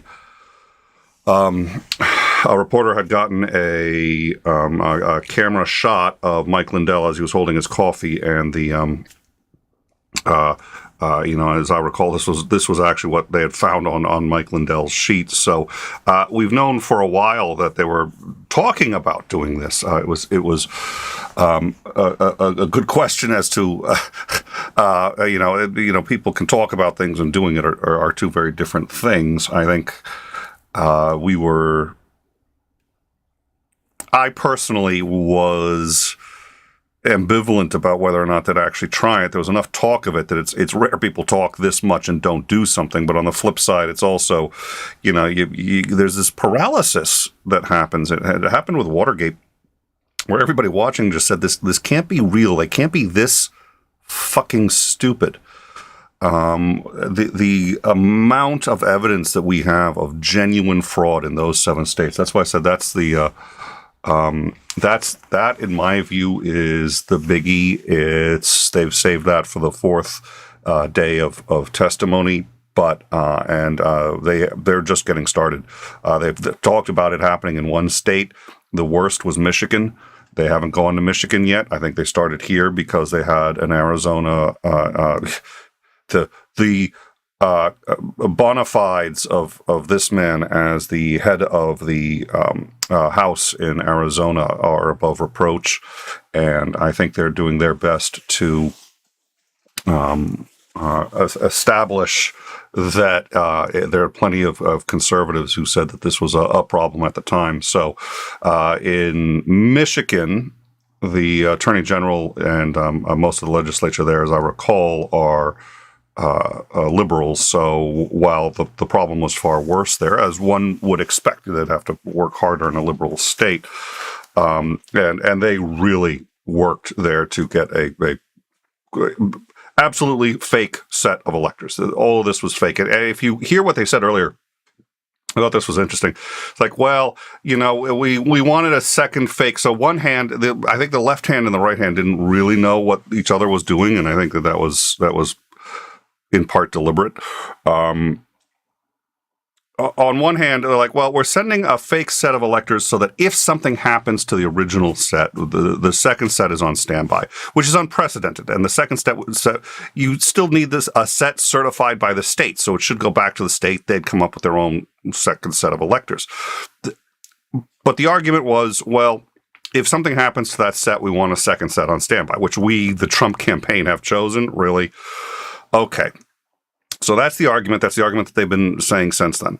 But the problem is, first of all, they had fake certificates saying that they were certified by the state, when in fact they had not been.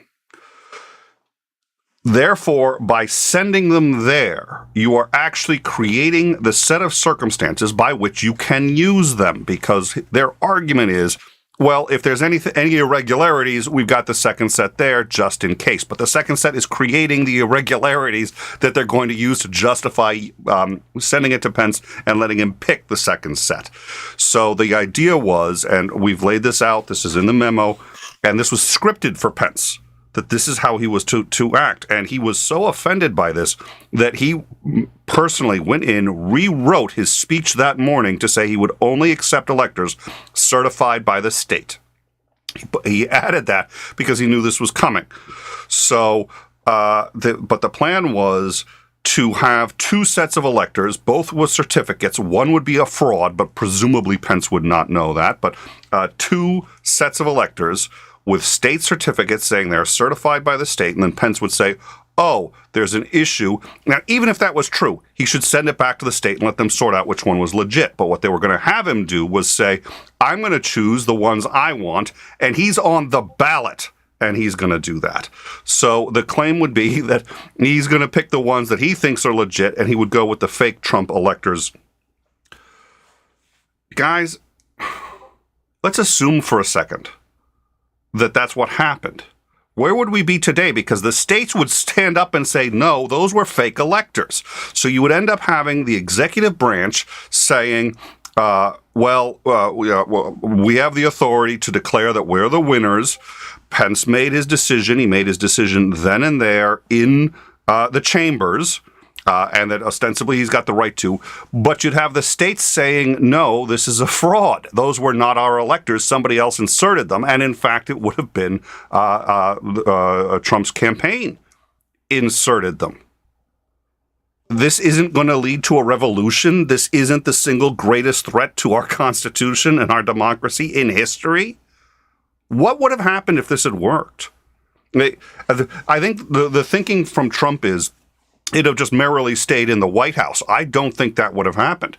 And I think you'd have had a problem because you'd have had a lot of people who were saying, hey, no, I believe in the Constitution. It was clearly violated. Ergo, Biden is president regardless. So you're going to have two warring facts. And this is exactly what the people who were objecting to this told Eastman. They said this is going to take to the streets. And what the problem is, not only is it going to take to the streets, but there is irrefutable proof that this was fraud. Utterly stunning. So we've been asked why the Justice Department hasn't picked up on this. The Justice Department has been behind the January 6th committee, and they've been prosecuting a number of cases. The January 6th committee doesn't have to prosecute any of these, so they just work investigatively. They have a bit of a head start. It makes things easier.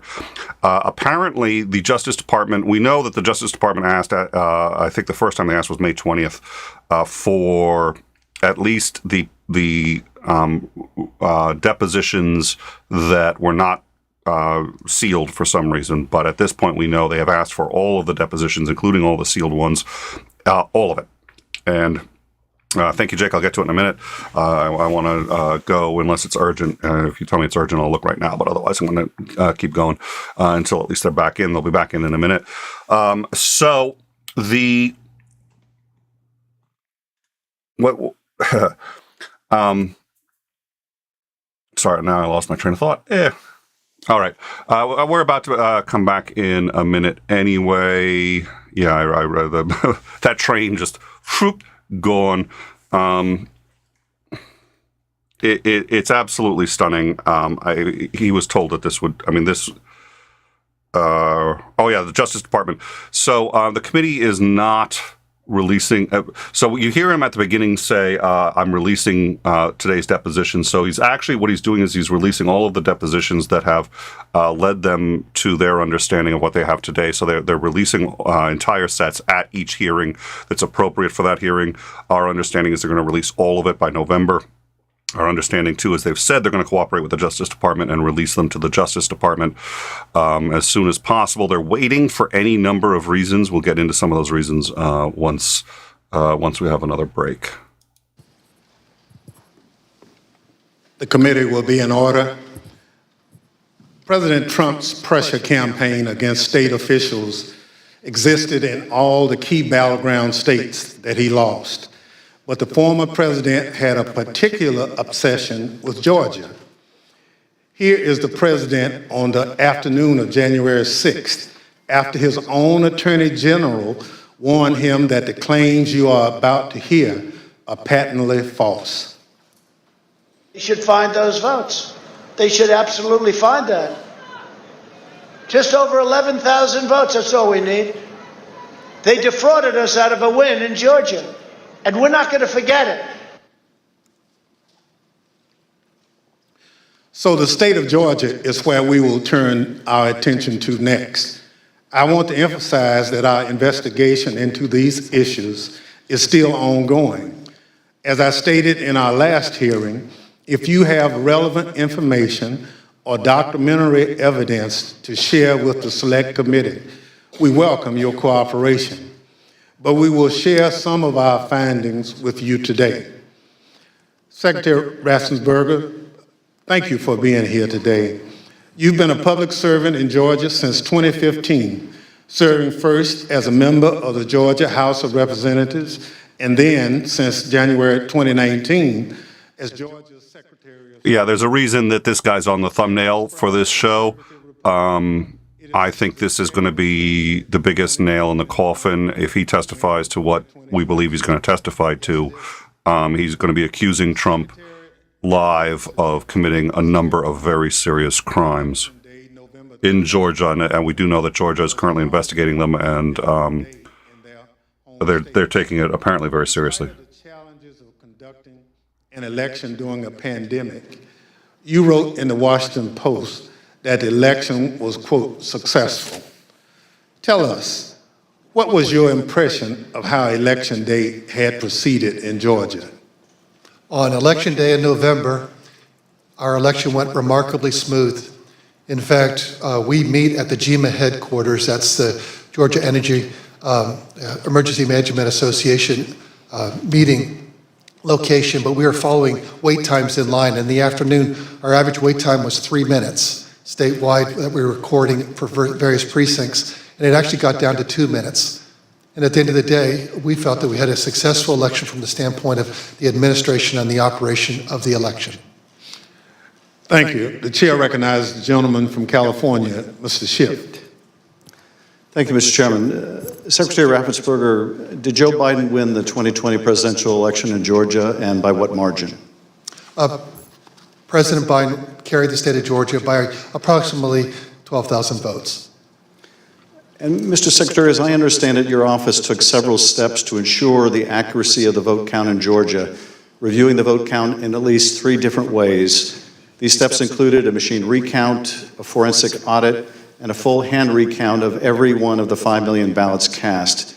Did these efforts, including a recount of literally every ballot cast in the state of Georgia, confirm the result? Yes, they did. We counted the ballots where the first tabulation would be scanned. Then when we did our 100% hand audit of the all 5 million ballots in the state of Georgia, all cast in place, all absentee ballots, they were all hand recounted, and they came remarkably close to the first count. And then upon the election being certified, President Trump, because he was within 0.5%, could ask for a recount. And then we recounted them again through the scanners, and we got remarkably the same count. 3 counts, all remarkably close, which showed that President Trump did come up short. Nevertheless, as you will see, the president and his allies began making numerous false allegations of voter fraud. False allegations that you and Mr. Sterling, among others, had to address. Mr. Sterling, thank you also for being here today. Following the 2020 election, in addition to your normal duties, I understand that you became a spokesperson to try to combat disinformation about the election and the danger it was creating for elections officials, among others. In a December 1 press conference, you addressed some of your remarks directly to President Trump. Let's take a look at what you said that day. Mr. President, it looks like you likely lost the state of Georgia. We're investigating. There's always a possibility. I get it. And you have the rights to go through the courts. What you don't have the ability to do, and you need to step up and say this, is stop inspiring people to commit potential acts of violence. Someone's going to get hurt. Someone's going to get shot. Someone's going to get killed. And it's not right. It's not right. Mr. Sterling, what prompted you to make these remarks? Mr. Schiff, we had a previously scheduled press conference that day, as we were in the habit of doing, trying to be as transparent as we could about the election and the counts going on. A little after lunch that day, lunchtime, I received a call from the project manager from Dominion Voting Systems, who was audibly shaken. She's not the kind of person I would assume would be that way. She has a master's from MIT, a graduate of the Naval Academy, and is very much on the ball and pretty unflappable. And she informed me about a young contractor they had who had been receiving threats from a video that had been posted by some QAnon supporters. And at that point, we had been steeping in this kind of stuff. So it was around us all the time. So I didn't take note of it more than adding to the pile of other stuff we were having to deal with. And I did pull up Twitter, and I scrolled through it, and I saw the young man's name. It was a particular tweet that, for lack of a better word, was a straw that broke the camel's back. Had the young man's name. It was a very unique name. I believe it was a first-generation American. And it said, had his name, "You committed treason. May God have mercy on your soul," with a slowly twisting gif of a noose. And for lack of a better word, I lost it. I just got irate. My boss was with me at the time, the Deputy Secretary, Jordan Fuchs, and she could tell that I was angry. I tend to turn red from here up when that happens, and that happened at that time. And she called Secretary Raffensperger to say, "We're seeing these kind of threats, and Gabe thinks we need to say something about it." And Secretary said yes, and that's what prompted me to do what I did. I lost my temper, but it seemed necessary at the time because it was just getting worse. And I could not tell you why that particular one was the one that put me over the edge, but it did. Now, after you made this plea to the president, did Donald Trump urge his supporters to avoid the use of violence? Not to my knowledge. Now, as we know, the president was aware of your speech because he tweeted about it later that day. Let's take a look at what the president said. In the tweet, Donald Trump claims that there was, quote, massive voter fraud in Georgia. Mr. Sterling, that was just plain false, wasn't it? Yes, sir. Nevertheless, the very next day, on December 2nd, President Trump released a lengthy video again making false claims of election fraud in Georgia. Let's take a look at what he said this time. They found thousands and thousands of votes that were out of whack, all against me. In fact, the day after Donald Trump released that video, so now we're talking just 2 days after the emotional warning that you gave that someone's going to get killed, representatives of President Trump appeared in Georgia, including Rudy Giuliani, and launched a new conspiracy theory that would take on a life of its own and threaten the lives of several innocent election workers. This story falsely alleges that sometime during election night, election workers at the State Farm Arena in Atlanta, Georgia, kicked out poll observers. After the observers left, the story goes, these workers pulled so-called suitcases of ballots from under a table and ran those ballots through counting machines multiple times. Completely without evidence, President Trump and his allies claimed that these suitcases contained as many as 18,000 ballots, all for Joe Biden. None of this was true. But Rudy Giuliani appeared before the Georgia State Senate and played a surveillance video from State Farm Arena, falsely claiming that it showed this conspiracy taking place. Here's a sample of what Mr. Giuliani had to say during that hearing. And when you look at what you saw on the video, which to me was a smoking gun, powerful smoking gun, well, I don't have to be a genius to figure out what happened. And I don't have to be a genius to figure out that those votes are not legitimate votes. You don't put legitimate votes under a table. No. Wait until you throw the opposition out, and in the middle of the night, count them. We would have to be fools to think that. President Trump's campaign amplified Giuliani's false testimony in a tweet, pushing out the video footage. Giuliani likewise pushed out his testimony on social media. As you can see in this tweet, Mr. Giuliani wrote that it was, quote, now beyond doubt, unquote, that Fulton County Democrats had stolen the election. Later in this hearing, we'll hear directly from one of the election workers in this video about the effect these lies had on her and on her family.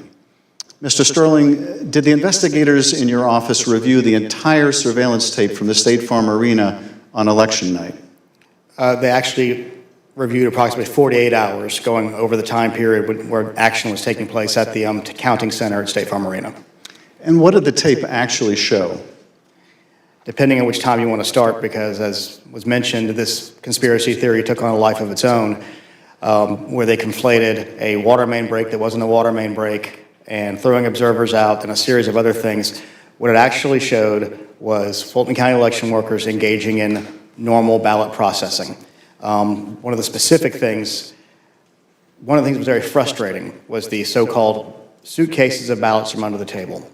If you watch the entirety of the video, you saw that these were election workers who were under the impression they were going to get to go home around 10:30. People are putting on their coats. They're putting ballots that are prepared to be scanned into ballot carriers that are then sealed with tamper-proof seals so that they can, they're not messed with.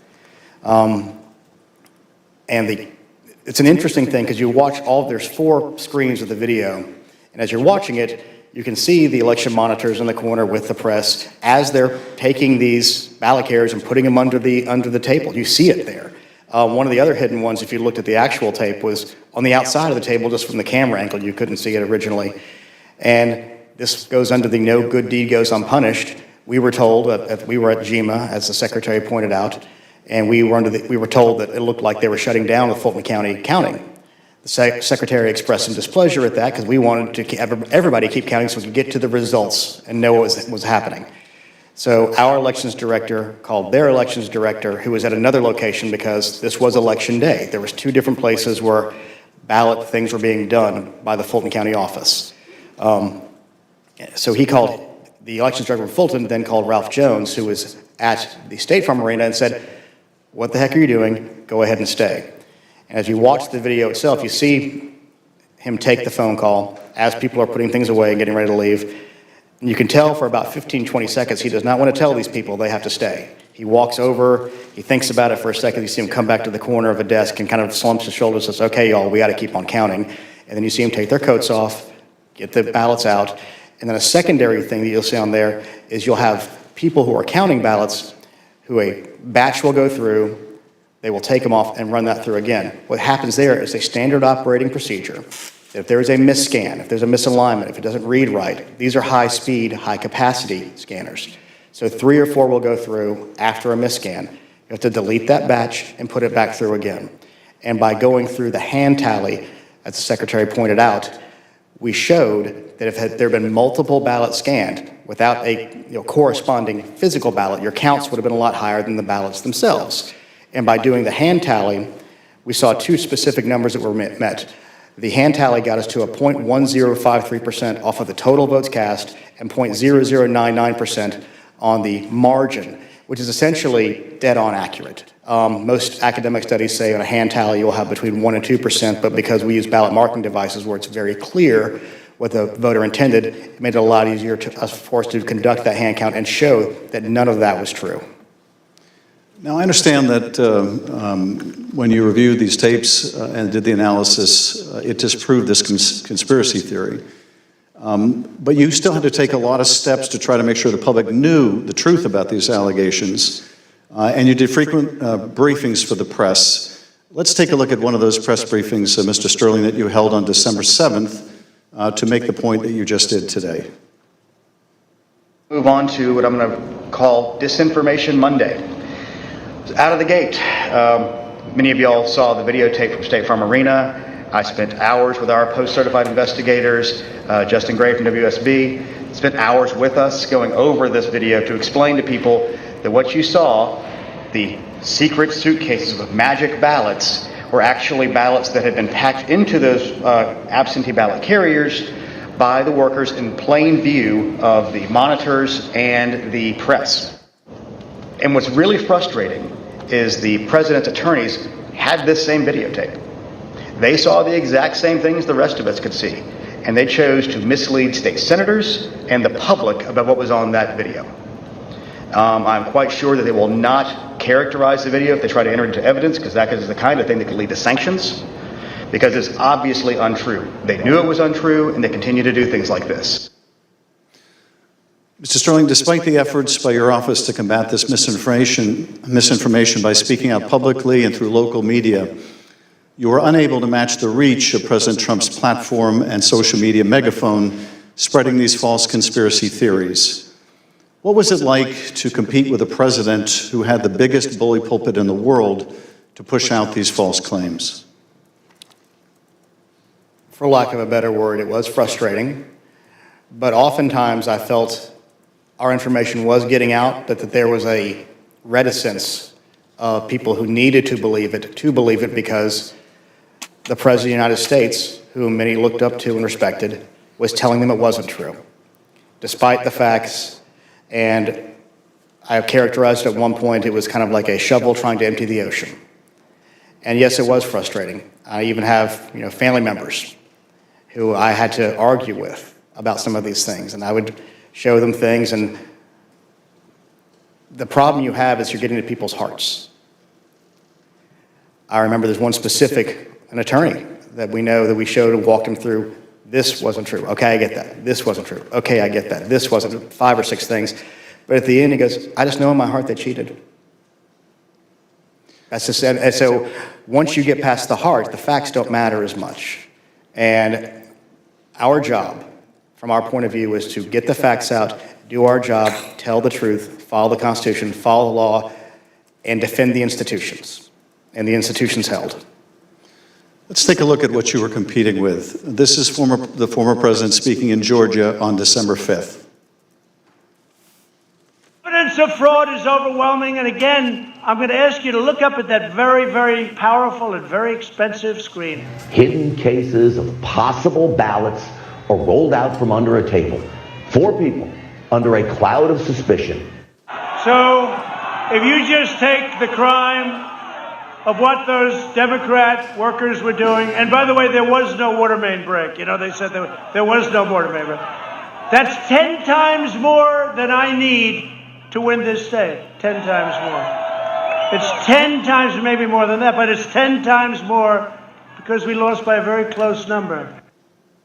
In this committee's hearing last Monday, we heard from senior federal law enforcement officials, from the senior-most federal law enforcement official in Atlanta at the time, U.S. Attorney for the Northern District, B.J. Pack, as well as former Attorney General Bill Barr.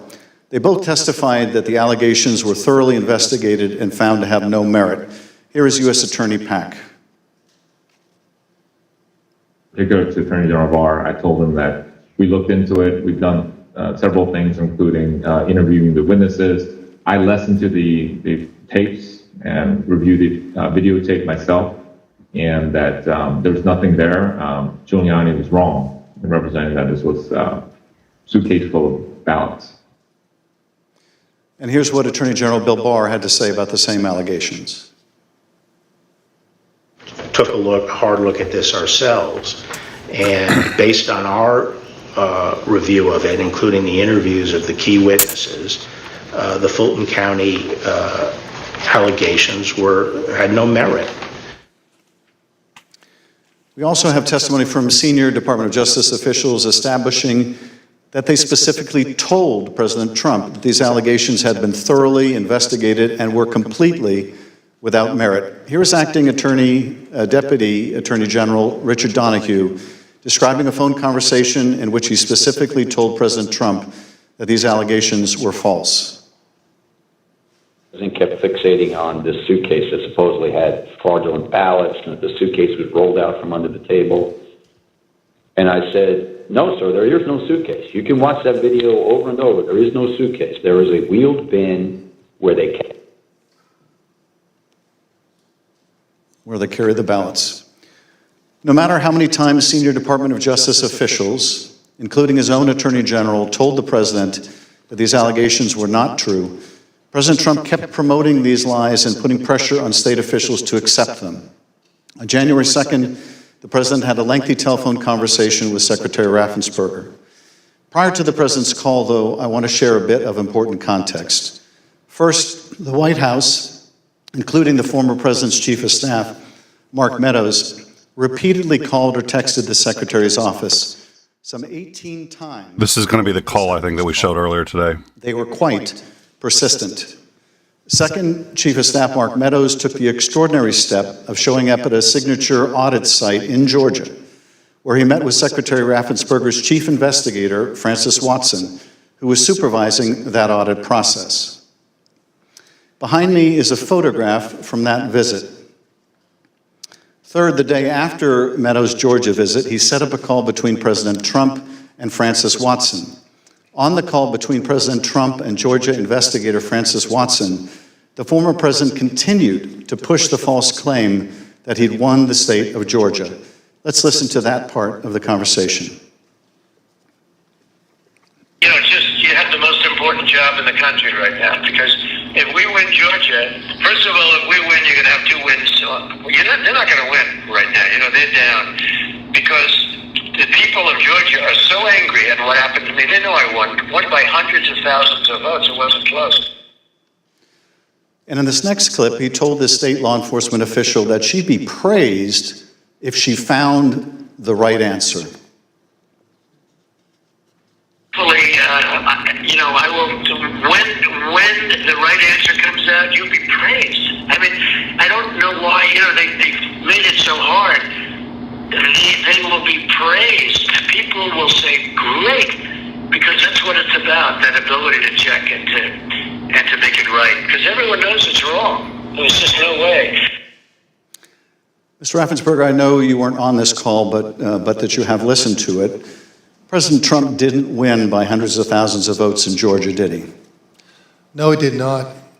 I've been traveling through the state of Georgia for a year now, and simply put, in a nutshell, what happened in fall of 2020 is that 28,000 Georgians skipped the presidential race, and yet they voted down ballot in other races.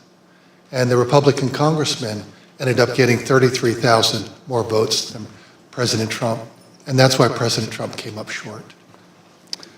Thank you, Mr. Secretary. The President on this call doesn't stop here. Let's listen to another part of the conversation between President Trump and Ms. Watson. Anyway, but whatever you can do, Francis, it would be, it's a great thing. It's an important thing for the country. So important. You have no idea it's so important. Well, and I very much appreciate it. Whatever you can do, Francis. This is the President of the United States calling an investigator looking into the election in which he is a candidate and asking her to do whatever you can do. Mr. Secretary, he placed this call to your chief investigator on September 23rd, 2020.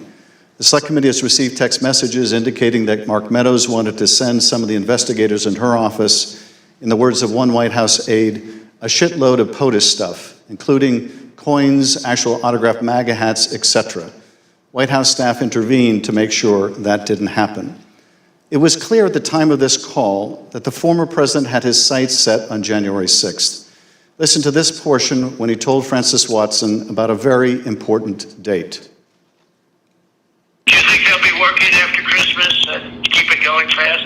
Because, we have that date of the 6th, which is a very important date. That important date, of course, was the joint session of Congress, where Georgia's electoral votes would be counted for Joe Biden. A little over a week after this call to Francis Watson, the president was finally able to speak with you, Secretary Raffensperger. Bear in mind, as we discuss this call today, that by this point in time, early January, the election in Georgia had already been certified.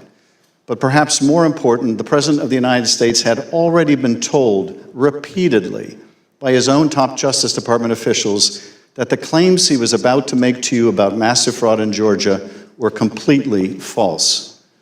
Mr. Secretary, the call between you and the President lasted 67 minutes, over an hour. We obviously can't listen to the entire recording here today, although it is available on the Select Committee's website. But we'll listen to selected excerpts of it now so that we can get your insights. Let's begin with the President raising the thoroughly debunked allegations of suitcases of ballots. In an official voter box. They were in what looked to be suitcases or trunks, suitcases, but they weren't in voter boxes. The minimum number it could be, because we watched it and they watched it certified in slow motion, instant replay, if you can believe it, but had slow motion and it was magnified many times over. And the minimum it was 18,000 ballots, all for Biden. These are the allegations that the Department of Justice, the Attorney General, the Georgia Bureau of Investigation, and your office had all said were false. Is that right? Correct. And even more importantly, when B.J. Pak resigned as U.S. Attorney of the Northern District, President Trump appointed as acting U.S. Attorney of the Northern District, Bobby Christine. And Bobby Christine looked at that, and he was quoted in the AJC that he found nothing. And he dismissed that case early also. Thank you, Mr. Secretary. The President references suitcases or trunks. Mr. Sterling, were the objects seen in these videos suitcases or trunks, or were they just the ordinary containers that are used by election workers? They're standard ballot carriers that allow for seals to be put on them so they're tamper-proof. And finally, the President claims that there was a minimum of 18,000 ballots somehow smuggled in, all for Biden. I take it, gentlemen, that was also categorically false? There's no physical way he can know who those ballots were for, but secondarily, Fulton County for years has been an issue in our state when it comes to elections. So they had a very difficult time during the primary, in large part because of COVID. So we had put them under a consent decree the Secretary got negotiated, where we had a monitor on site. And his name is Carter Jones, and he took a notation. He had gone from State Farm to the English Street warehouse to look at election day activities, but before he left the State Farm Arena, he noted how many ballots had been counted on each one of the machines. And when he came back after we found out they were working again, he took note again when they closed. And I believe the final number was something around 8,900 total ballots were scanned from the time he left to the time about 12:30 or 1 o'clock in the morning. So way below 18,000. Let's play the next clip. I heard it was close. I said, there's no way. But they dropped a lot of votes in there late at night. You know that, Brad. Mr. Secretary, did somebody drop a lot of votes there late at night? No. I believe that the president was referring to some of the counties when they would upload, but the ballots had all been accepted and had to be accepted by state law by 7 p.m. So there were no additional ballots accepted after 7 p.m. Let's play the next clip in which the president makes claims about so-called dead voters. The other thing, dead people. So dead people voted, and I think the number is in the close to 5,000 people. And they went to obituaries, they went to all sorts of methods to come up with an accurate number, and a minimum is close to about 5,000 voters. Mr. Secretary, did your office investigate whether those allegations were accurate? Did 5,000 dead people in Georgia vote? No, it's not accurate. And actually, in their lawsuits, they allege 10,315 dead people. We found 2 dead people when I wrote my letter to Congress that's dated January 6th. And subsequent to that, we found 2 more. That's 4 people, not 4,000, but just a total of 4, not 10,000, not 5,000. Let's play the next clip. And there's nothing wrong with saying that, you know, that you've recalculated, because the 2,236 and absentee ballots, I mean, they're all exact numbers that were done by accounting firms, law firms, etc. And even if you cut them in half, cut them in half, and cut them in half again, it's more votes than we need. Mr. Secretary, is there any way that you could have lawfully changed the result in the state of Georgia and somehow explained it away as a recalculation? No, the numbers are the numbers. The numbers don't lie. We had many allegations, and we investigated every single one of them. In fact, I challenged my team, did we miss anything? They said that there was over 66,000 underage voters. We found that there was actually 0. You can register to vote in Georgia. When you're 17 and a half, you have to be 18 by election day. We checked that out, every single voter. They said that there was 2,423 non-registered voters. There were 0. They said that there was 2,056 felons. We identified less than 74 or less that were actually still in felony sentence. Every single allegation we checked, we ran down the rabbit trail to make sure that our numbers were accurate. So there's no way you could have recalculated it except by fudging the numbers? The numbers were the numbers, and we could not recalculate because we had made sure that we had checked every single allegation. And we had many investigations. We had nearly 300 from the 2020 election. Mr. Secretary, you tried to push back when the president made these unsupported claims, whether they were about suitcases of ballots or that Biden votes were counted 3 times. Let's play the next clip. President, they did not put that. We did an audit of that, and we proved conclusively that they were not scanned 3 times. Yeah, Mr. President, we'll send you the link from WSB that doesn't. I don't care about a link. I don't need it. I have a much better link. You told the president you would send him a link from WSB, which I understand is a local television station that had a unedited video from the State Farm Arena. But the president wasn't interested in that. He said he had a much better link. Mr. Secretary, at the time that you were on the call with the president, as we have shown, both the FBI and the Georgia Bureau of Investigation had proven these claims to be nonsense. And you told him about these investigations on the phone. Let's listen to what President Trump had to say about the state and federal law enforcement officers who investigated these false claims. There's no way they could find, then they're incompetent. They're either dishonest or incompetent, okay? There's only 2 answers, dishonesty or incompetence. There's just no way, look, there's no way. But the president didn't stop at insinuating that law enforcement officers were either dishonest or incompetent. He went on to suggest that you could be subject to criminal liability for your role in the matter. Before I play that portion of the conversation, I'd like to show you something that the president retweeted a couple weeks before your call with him. Here's the president retweeting a post from one of his allies, a lawyer who was later sanctioned by a judge in Michigan for making false claims of election fraud. Let's take a look at that tweet. The tweet read, quote, "President Trump, at real Donald Trump, is a genuinely good man. He does not really like to fire people. I bet he dislikes putting people in jail, especially quote-unquote Republicans. He gave at Brian Kemp, Georgia, and at Georgia's Secretary of State every chance to get it right. They refused. They will soon be going to jail. So on your call, this was not the first time the president was suggesting you might be criminally liable. With that, let's listen to this portion of the call. I think you're going to find that they are shredding ballots because they have to get rid of the ballots because the ballots are unsigned. The ballots are corrupt. And they're brand new and they don't have seals. And there's a whole thing with the ballots, but the ballots are corrupt. And you're going to find that they are, which is totally illegal.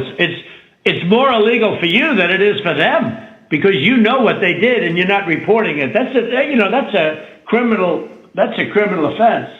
And you can't let that happen. That's a big risk to you and to Ryan, your lawyer. That's a big risk. Secretary Raffensperger, after making a false claim about shredding of ballots, the president suggested that you may be committing a crime by not going along with his claims of election fraud. And after suggesting that you might have criminal exposure, President Trump makes his most explicit ask of the call. Let's play a part of that conversation. So, look, all I want to do is this. I just want to find 11,780 votes, which is one more than we have, because we won the state. Mr. Secretary, was the president here asking you for exactly what he wanted? One more vote than his opponent. What I knew is that we didn't have any votes to find. We had continued to look. We investigated, like I just shared the numbers with you. There were no votes to find. That was an accurate count that had been certified. And as our general counsel said, there was no shredding of ballots. Mr. Secretary, after making this request, the president then goes back to the danger of having you deny these allegations of fraud. Let's listen to that part of the clip. And I watched you this morning and you said, well, there was no criminality, but I mean, all of this stuff is very dangerous stuff. When you talk about no criminality, I think it's very dangerous for you to say that. Secretary Raffensperger, you wrote about this in your book, and you said, quote, I felt then and still believe today that this was a threat. Others obviously thought so too, because some of Trump's more radical followers have responded as if it was their duty to carry out this threat. Please tell us what you, your wife, even your daughter-in-law experienced regarding threats from Trump's more radical followers. Well, after the election, my email, my cell phone was doxxed, and so I was getting texts all over the country, and then eventually my wife started getting the text, and hers typically came in as sexualized texts, which were disgusting. You have to understand that Trish and I, we met in high school, we've been married over 40 years now, and so they started going after her, I think, just to probably put pressure on me. Why don't you just quit, walk away? And so that happened, and then some people broke into my daughter-in-law's home, and my son has passed, and she's a widow and has 2 kids. And so we're very concerned about her safety also. And Mr. Secretary, why didn't you just quit and walk away?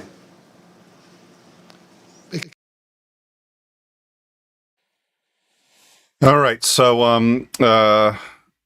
at this point, we've been struck on copyright grounds. It's in error. This is a public hearing. We're carrying it from PBS or a couple other sources, but the audio is going to be the same on all sources. So, I'm pausing it right now for a moment to try to give the system a chance to reset. We've been notified as soon as we stop with the copyrighted audio, we'll be fine. However, let's see. So we've been notified as soon as we stop streaming copyrighted audio. My suspicion is that it's an automated process. It's detecting other channels that typically have copyrighted content. and that content is coming out as copyrighted, despite the fact that these are public hearings. So I'm going to just wait a moment to try to see if just by me talking, it's going to reset the thing. So far, it hasn't had much of an impact. It's obviously immensely frustrating. All right, it looks like this stream will be restored. Looks like the stream has now been restored. So I'm going to give it another second, and we're going to start again, where we may get flagged again. We'll see. We currently actually have a strike against us. If this becomes, if they go full out with this, which they have done with other channels before, this would be a second strike. So we'll see. Anyways, at this point, I'm going to continue the audio. That's where we stand. Hopefully, all of it should be available in the. If you go back, I don't know. We can always upload it. Yeah, he's got the biggest links, the best links. And all right, so let's see where we stand. Because I knew that we had followed the law and we had followed the Constitution. And I think sometimes moments require you to stand up and just take the shots when you're doing your job. And that's all we did. Yeah, you know what? I'm going to maybe switch to C-SPAN. It shouldn't have the audio is the same. Audio is the same, but let's do that. So I'll switch sources here. This is...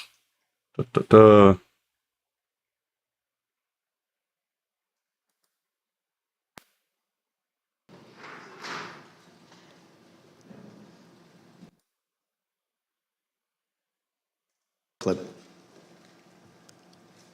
And I watched you this morning, and you said, well, there was no criminality, but I mean, all of this stuff is very dangerous stuff. When you talk about no criminality, I think it's very dangerous for you to say that. Secretary Raffensperger, you wrote at the time that you were on the call with the president, negotiated, where we had a monitor on site. The numbers were the numbers, and we could not recalculate because the tweet this read, is roughly where we left off. President Trump, at real Donald Trump, is a genuinely good man. He does not really like to fire people. I bet he dislikes putting people in jail, especially quote-unquote Republicans. He gave at Brian Kemp, Georgia, and at Georgia Secretary of State every chance to get it right. They refused. They will soon be going to jail. So on your call, this was not the first time the president was suggesting you might be criminally liable. With that, let's listen to this portion of the call. I think you're going to find that they are shredding ballots because they have to get rid of the ballots because the ballots are unsigned. The ballots are corrupt. And they're brand new and they don't have seals. And there's a whole thing with the ballots, but the ballots are corrupt. And you're going to find that they are, which is totally illegal. It's more illegal for you than it is for them because you know what they did and you're not reporting it. That's a criminal offense. And you can't let that happen. That's a big risk to you and to Ryan, your lawyer. That's a big risk. Secretary Raffensperger, after making... I'd like to point something out, too, which is, this is what we discussed before, which is, he's using a technique called a Gish Gallop, which is just so many claims that if you disprove one, disprove another. He's like, yeah, but you didn't disprove them all. So it inverts the burden of proof. You are now on the defense and you have to disprove all of them. It's called a Gish Gallop. It's a very effective technique. What he should really be doing, what should be demanded is like, look, okay, bring us your strongest complaint, the one that's got the evidence, oh dear Lord, we may be down again. All right. So, at any rate, bring us the evidence for the strongest claim. Do that, and then But he's just he just keeps claim after claim after claim, and his goal here is really just to give them cover so that they can do it. And if he's got enough people repeating lies and things that aren't true, the hope is that the what was I going to say here? The hope is that, he'll get enough cover that he can do it and the truth will never be known. At any rate, it looks like, you see, the issue is, I'm actually using the January 6th committee's feed itself at this point. The issue is the audio, and that the audio is going to be identical from everything, but it's audio that they've picked up on, and the reality is it's a fault in how YouTube does this. They automatically compare audio live as you're going to anything else, and somebody else is streaming it and somebody has it set as copyrighted. They've copyrighted their stream. Our stream is copyrighted. If somebody repeats something that we stream on in time somewhere else, I get notified. Now, we don't have it set to automatically hit anybody with a strike. People do restream our content, and we're okay with it, depending. But what ends up happening is we get notified whenever anything that we stream on in time, anything we stream, if somebody else uses it, we get notified because presumably we have the copyright. The problem is right now what we're streaming is actually open and belongs to everybody. So the algorithm doesn't know that. Their system doesn't know that. Detects us streaming this and says, hey, In Time owns the copyright to this, and then we'll strike anybody who attempts to use it, when in reality, no, what we're streaming is public domain. Somewhere there's a very big channel streaming this. It's being picked up by the YouTube algorithm as content belonging to them, and anybody who tries to, we're not getting hit by C-SPAN, CNN. It doesn't matter what channel we use. The problem is the audio, and the audio is by YouTube being picked up as belonging to a major channel that is currently restreaming this, NBC, CNN, who knows, and because we're restreaming it, it's being considered their content as opposed to the fact that it's open content. So it's one of the things YouTube does very badly, and they constantly are hitting people who cover live stuff if that live stuff is being covered by a larger channel. And that's what's happening now. We're going to keep going. So let's see what happens. Making a false claim about shredding of ballots, the president suggested that you may be committing a crime by not going along with his claims of election fraud. And after suggesting that you might have criminal exposure, President Trump makes his most explicit ask of the call. Let's play a part of that conversation. So, look, all I want to do is this. I just want to find 11,780 votes, which is one more than we have, because we won the state. Mr. Secretary, was the president here asking you for exactly what he wanted, one more vote than his opponent? What I knew is that we didn't have any votes to find. We had continued to look. We investigated, like I just shared the numbers with you. There were no votes to find. That was an accurate count that had been certified. And as our general counsel said, there was no shredding of ballots. Mr. Secretary, after making this request, the president then goes back to the danger of having you deny these allegations of fraud. Let's listen to that part of the clip. And I watched you this morning, and you said, well, there was no criminality, but I mean, all of this stuff is very dangerous stuff. When you talk about no criminality, I think it's very dangerous for you to say that. Secretary Raffensperger, you wrote about this in your book, and you said, quote, I felt then and still believe today that this was a threat. Others obviously thought so too, because some of Trump's more radical followers have responded as if it was their duty to carry out this threat. Please tell us what you, your wife, even your daughter-in-law experienced regarding threats from Trump's more radical followers. Well, after the election, my email, my cell phone was doxxed, and so I was getting text all over the country, and then eventually my wife started getting the text, and hers typically came in as sexualized texts, which were disgusting. You have to understand that Trish and I, we met in high school, and we've been married over 40 years now, and so they started going after her, I think, just to probably put pressure on me. Why don't you just quit, walk away? And so that happened, and then some people broke into my daughter-in-law's home, and my son has passed, and she's a widow and has 2 kids. And so we're very concerned about her safety also. And Mr. Secretary, why didn't you just quit and walk away? Because I knew that we had followed the law and we had followed the Constitution.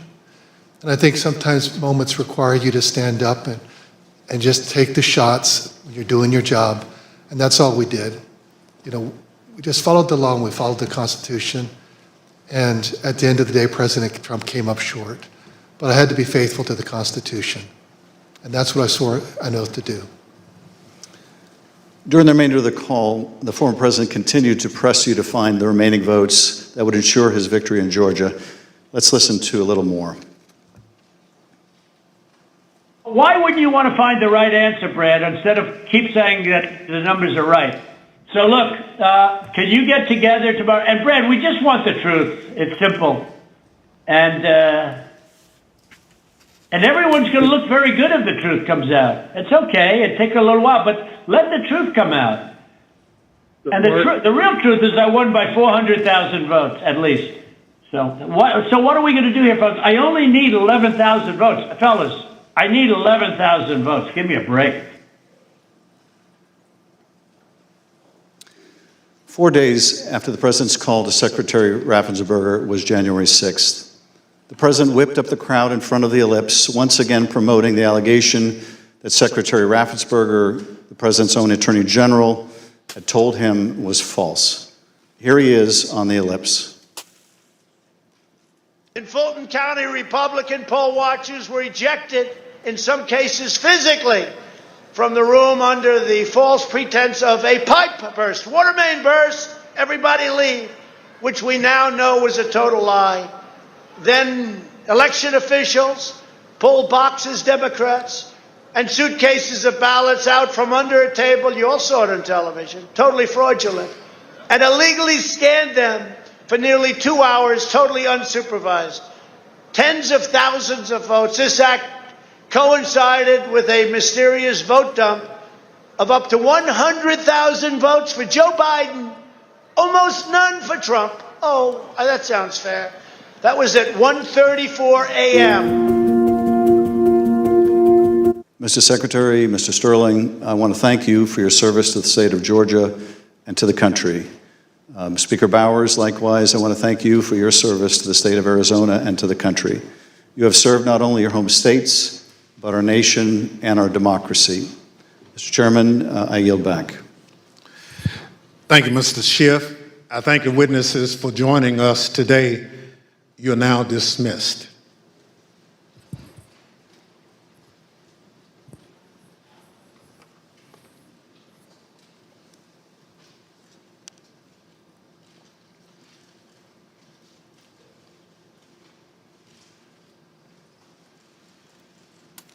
All right, I'm gonna start maybe playing a little music in the background. It may be too disruptive, so I won't continue it if it doesn't work. But it may help with the situation. So I'm gonna play a little light music in the background. I'm gonna need a minute with that, and we'll give that a shot. Believe it or not, I actually think there's a decent chance that's going to work. I'm going to try to keep it low so it's not too disruptive, but it's got to be high enough that the algorithm is going to not. So yeah, let's hold on a sec.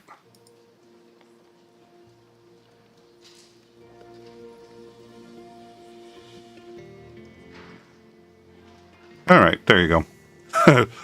May not be appropriate theme music, but there you go. My suspicion is that we're gonna. This is actually, believe it or not, gonna help.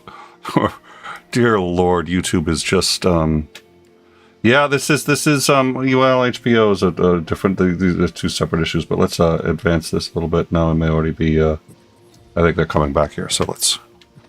I now welcome our final witness this afternoon.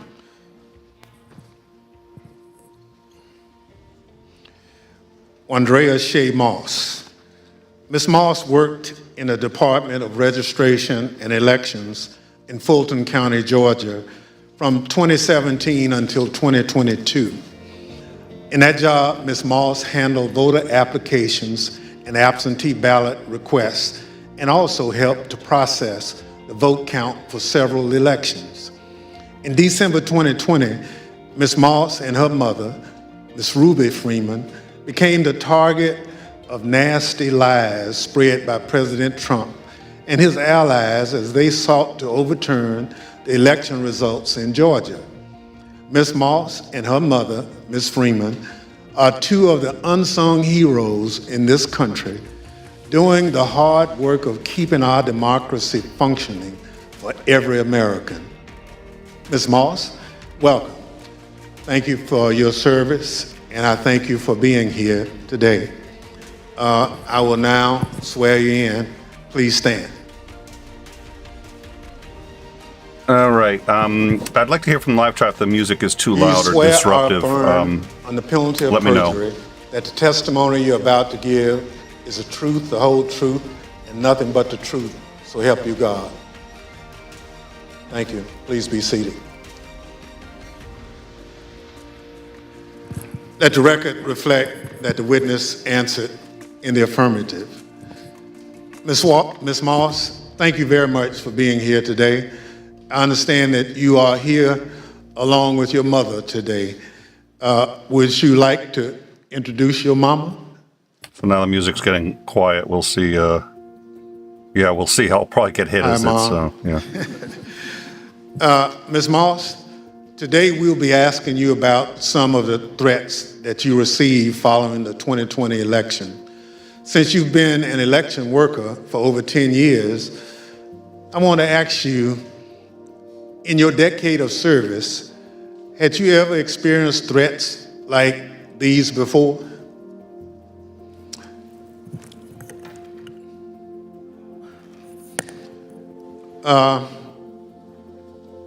Don't be nervous. Just, I understand. So, and I want to make sure that the record reflects that you've done it for quite a while and you never received a threat, and your answer was no. Thank you. Pursuant to Section 5C8 of the House Resolution 503, the chair recognizes the gentleman from California, Mr. Schiff, for questions. Good afternoon, Ms. Moss. Thank you for being here.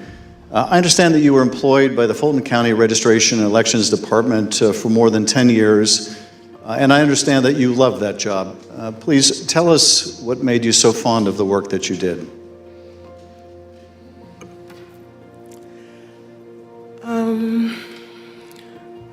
Well, I've always been told by my grandmother how important it is to vote, and how people before me, a lot of people, older people in my family, did not have that right. So what I loved most about my job were the older voters. Younger people could usually do everything from their phone or go online, but the older voters like to call, they like to talk to you, they like to get my card, they like to know that every election I'm here. And like even college students, a lot of parents trust in me to make sure their child does not have to drive home. They'll get an absentee ballot, they can vote, and I really found pleasure in that. I liked being the one that, you know, if someone can't navigate my voter page, or, you know, they want a new precinct card and they don't have a copy machine or a computer or all of that, I could put it in the mail for them. I was excited always about sending out all the absentee ballots for the elderly and disabled people. I even remember driving to an hospital to give someone her absentee application. That's what I love the most. So you really enjoyed helping people vote and participate, and that was something, the right to vote, that your grandmother taught you was precious. Yes. Well, I know the events that we're here to talk about today are incredibly difficult to relive. Your proud service as an election worker took a dramatic turn on the day that Rudy Giuliani publicized a video of you and your mother counting ballots on election night. President Trump, Rudy Giuliani, and others claimed on the basis of this video that you and your mother were somehow involved in a plot to kick out observers, bring suitcases of false ballots for Biden into the arena, and then run them through the machines multiple times. None of that was true, was it? None of it. I'd like to show you some of the statements that Rudy Giuliani made in a second hearing before the Georgia state legislators, a week after that video clip from State Farm Arena was first circulated by Mr. Giuliani and President Trump. I want to advise viewers that these statements are completely false and also deeply disturbing. Tape earlier in the day of Ruby Freeman and Shay Freeman Moss and one other gentleman quite obviously surreptitiously passing around USB ports as if they're vials of heroin or cocaine. I mean, it's obvious to anyone who's a criminal investigator or prosecutor, they are engaged in surreptitious illegal activity again that day. And that's a week ago, and they're still walking around Georgia lying.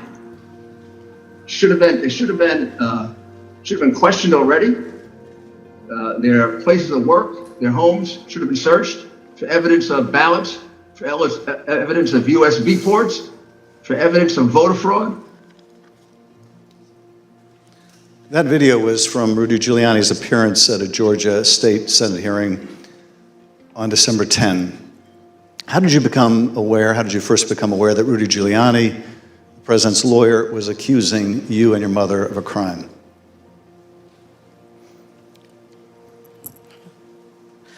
I was at work, like always, and the former chief, Mr. Jones, asked me to come to his office. And when I went to his office, the former director, Mr. Barron, was in there, and they showed me a video on their computer.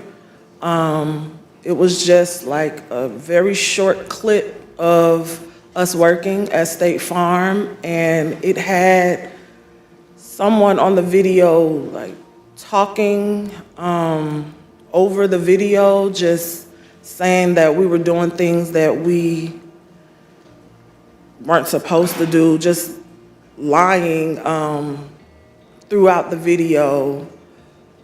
And that's when I first found out about it. And were there social media posts that they showed you responding to those false claims? Well, when I saw the video, of course, the first thing that I said was like, why? Why are they doing this? What's going on? And they, just told me that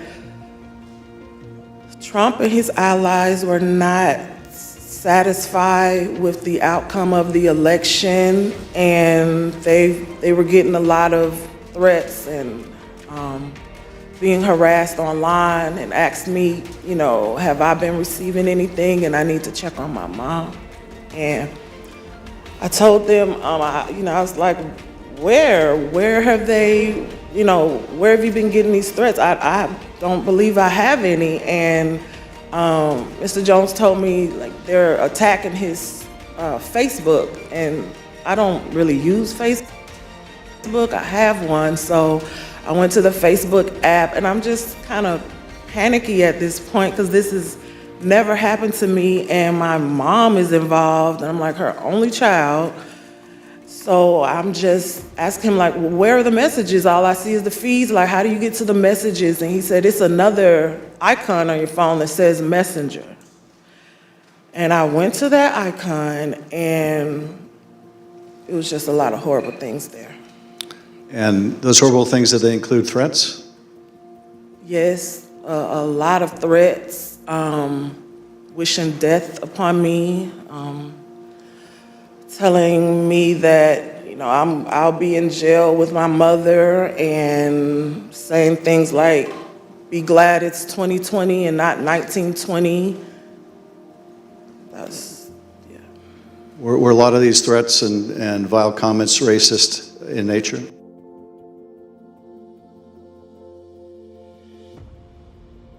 Interesting comment there. Be glad it's 2020 and not, was it 19 or 1820? Presumably, one of the things that's changed between the 1800s and now is that we're a bit more savvy and aware of the fact that mobs are a thing and they do a lot of terrible things, and that we should wait until we have facts before moving forward. And I'm aware that when the President of the United States says something, it sounds like a fact. But if this had been Obama saying this, I get the sneaking suspicion that some of these people may not have thought he was telling the truth. So, it's just a poll worker. It's just a poll. A lot of them were racist. A lot of them were just hateful. But yes, sir. In one of the videos we just watched, Mr. Giuliani accused you and your mother of passing some sort of USB drive to each other. What was your mom actually handing you on that video? A ginger mint. It wasn't just Rudy Giuliani. We heard President Trump make these false allegations repeatedly during his call with Secretary Raffensperger. Let's listen to a portion of what he had to say about you and your mother. We had at least 18,000, that's on tape. We had them counted very painstakingly. 18,000 voters having to do with Ruby Freeman. She's a vote scammer, a professional vote scammer and hustler.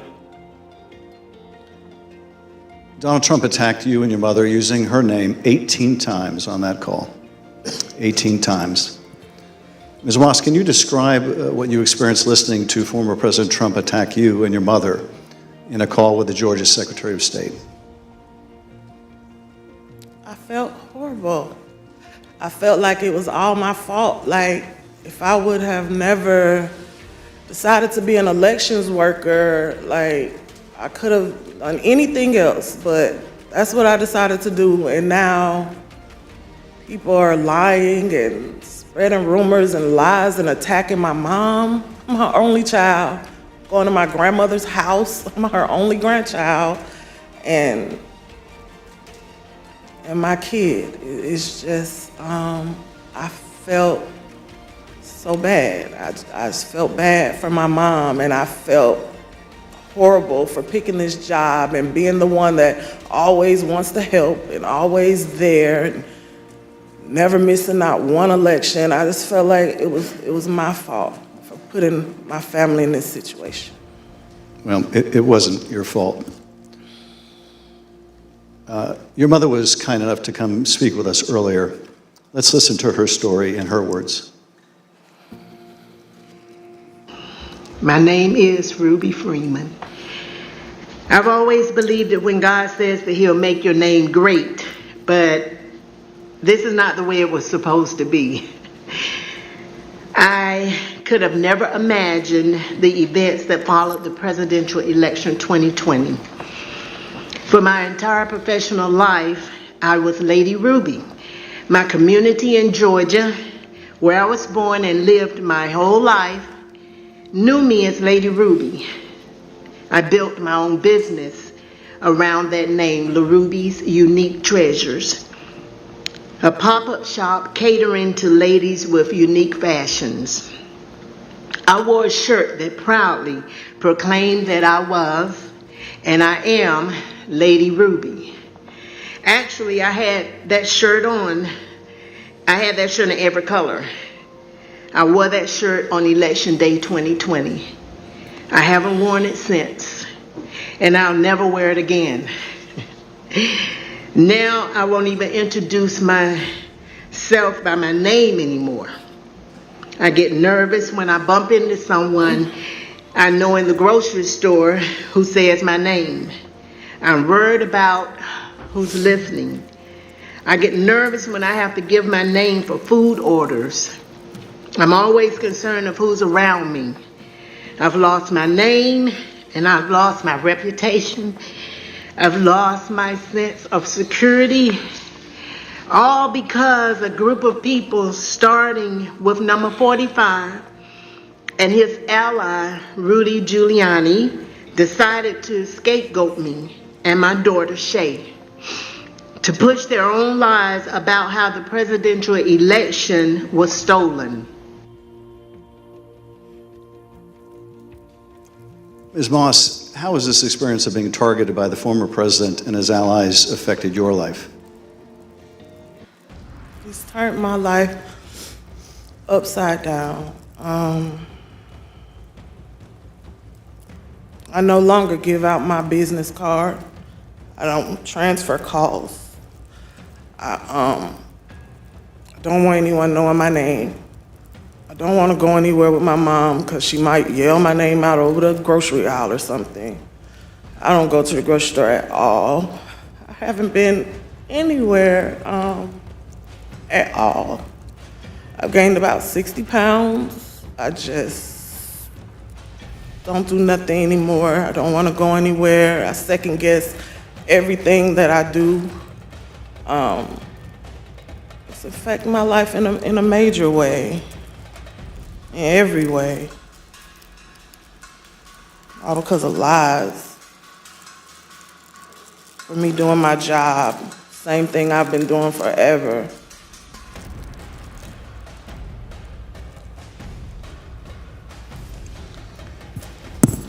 Your mother also told the select committee about how she had to leave her own home for her safety and go into hiding after the FBI told her that it would not be safe for her there before January 6th and until the inauguration. Let's listen to a clip of her story in her own words. Around the week of January 6th, the FBI informed me that I needed to leave my home for safety. And I left my home for safety around that time. Understood. How long did you stay out? Did you remain outside of your home for your own safety? I stayed away from my home for approximately 2 months. It was horrible. I felt homeless. I felt, I can't believe this person has caused this much damage to me and my family. To have to leave my home, that I've lived there for 21 years. And, I'm having to have my neighbors watch out for me, and I have to go and stay with somebody. It was hard. It was horrible. And that your conversation with the FBI about needing to leave your home for your own safety, or perhaps recommending it, do you remember, was there a specific threat that prompted that, or was it the accumulation of threats that you had received? What prompted it was getting ready to, January 6th was about to come, and they did not want me to be at home because of all the threats and everything that I had gotten. They didn't want me to be there in fear of, the people were coming to my home, and I had a lot of that. So they didn't want me to be there just in case something happened. I asked, how long am I going to have to be at home? And they said, at least until the inauguration. Ms. Moss, I understand that people once showed up at your grandmother's house. Tell us about that experience. I received a call from my grandmother. This woman is my everything. I've never even heard her or seen her cry ever in my life. And she called me screaming at the top of her lungs, like, Shay, oh my God, Shay, just freaking me out, saying that there were people at her home, and they, they knocked on the door, and of course she opened it and seeing who was there, who it was, and they just started pushing their way through, claiming that they were coming in to make a citizen's arrest. They needed to find me and my mom. They knew we were there. And she was just screaming and didn't know what to do. And I wasn't there, so, I just felt so helpless and so horrible for her. And she was just screaming. I told her to close the door. Don't open the door for anyone. And she's a 70-something, I won't say year-old woman, and she doesn't like having restrictions. She wants to answer the door. She likes to get her steps in, walking around the neighborhood, and I had to tell her, like, you can't do that.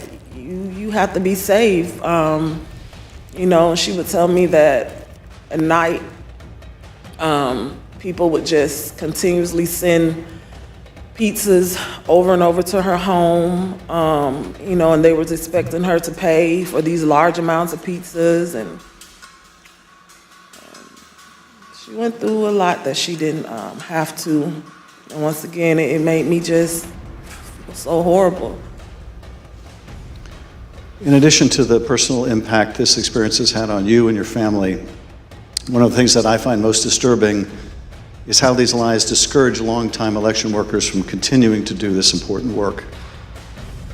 Tell us, if you would, of the other election workers shown in that State Farm Arena video and their supervisors. How many are still election workers in Fulton County? There is no permanent election worker or supervisor in that video that's still there. And did you end up leaving your position as well? Yes, I left. Ms. Moss, I want to thank you for coming in to speak with us and to thank you for your service to our democracy. What we have just played is a truly horrible and appalling sample, but just a sample of the things that were said about you and your mother following the election. I want to say how very sorry I think we all are for what you've gone through, and tragically, you're not alone. Other election workers around the country have also been the subject of lies and threats. No election worker should be subject to such heinous treatment just for doing their job. With your permission, I would like to give your mother the last word. Yes. We're just going to play the tape. There is nowhere I feel safe. Nowhere. Do you know how it feels to have the President of the United States to target you? The President of the United States is supposed to represent every American, not to target one.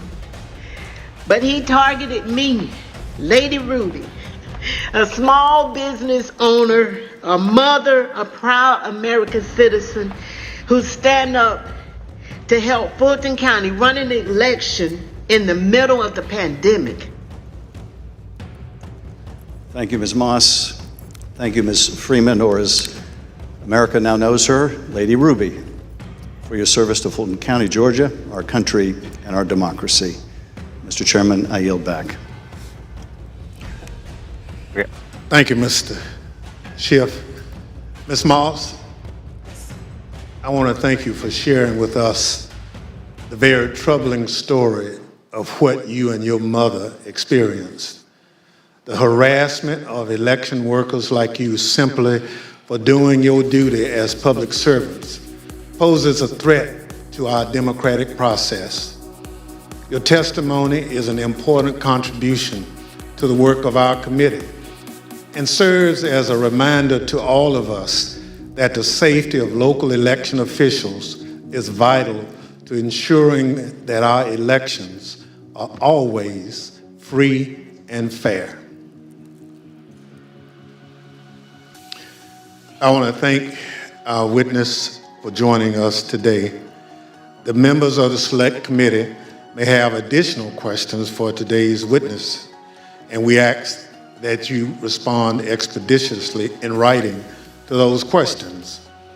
Without objection, members will be permitted 10 business days to submit statements for the record, including opening remarks and additional questions for the witness. Without objection, the chair recognizes the gentleman from California, Mr. Schiff, for a closing statement. For more than 200 years, our democracy has been distinguished by the peaceful transfer of power. When an American raises their right hand and takes the presidential oath of office, they are transformed from an ordinary citizen into the most powerful person in the world, the president. This is an awesome power to acquire. It is even more awesome when it is handed on peacefully. When George Washington relinquished the office of the presidency, it set a precedent that served as a beacon for other nations struggling against tyranny. When Ronald Reagan described it as a kind of miracle in the eyes of the world, he was exactly right.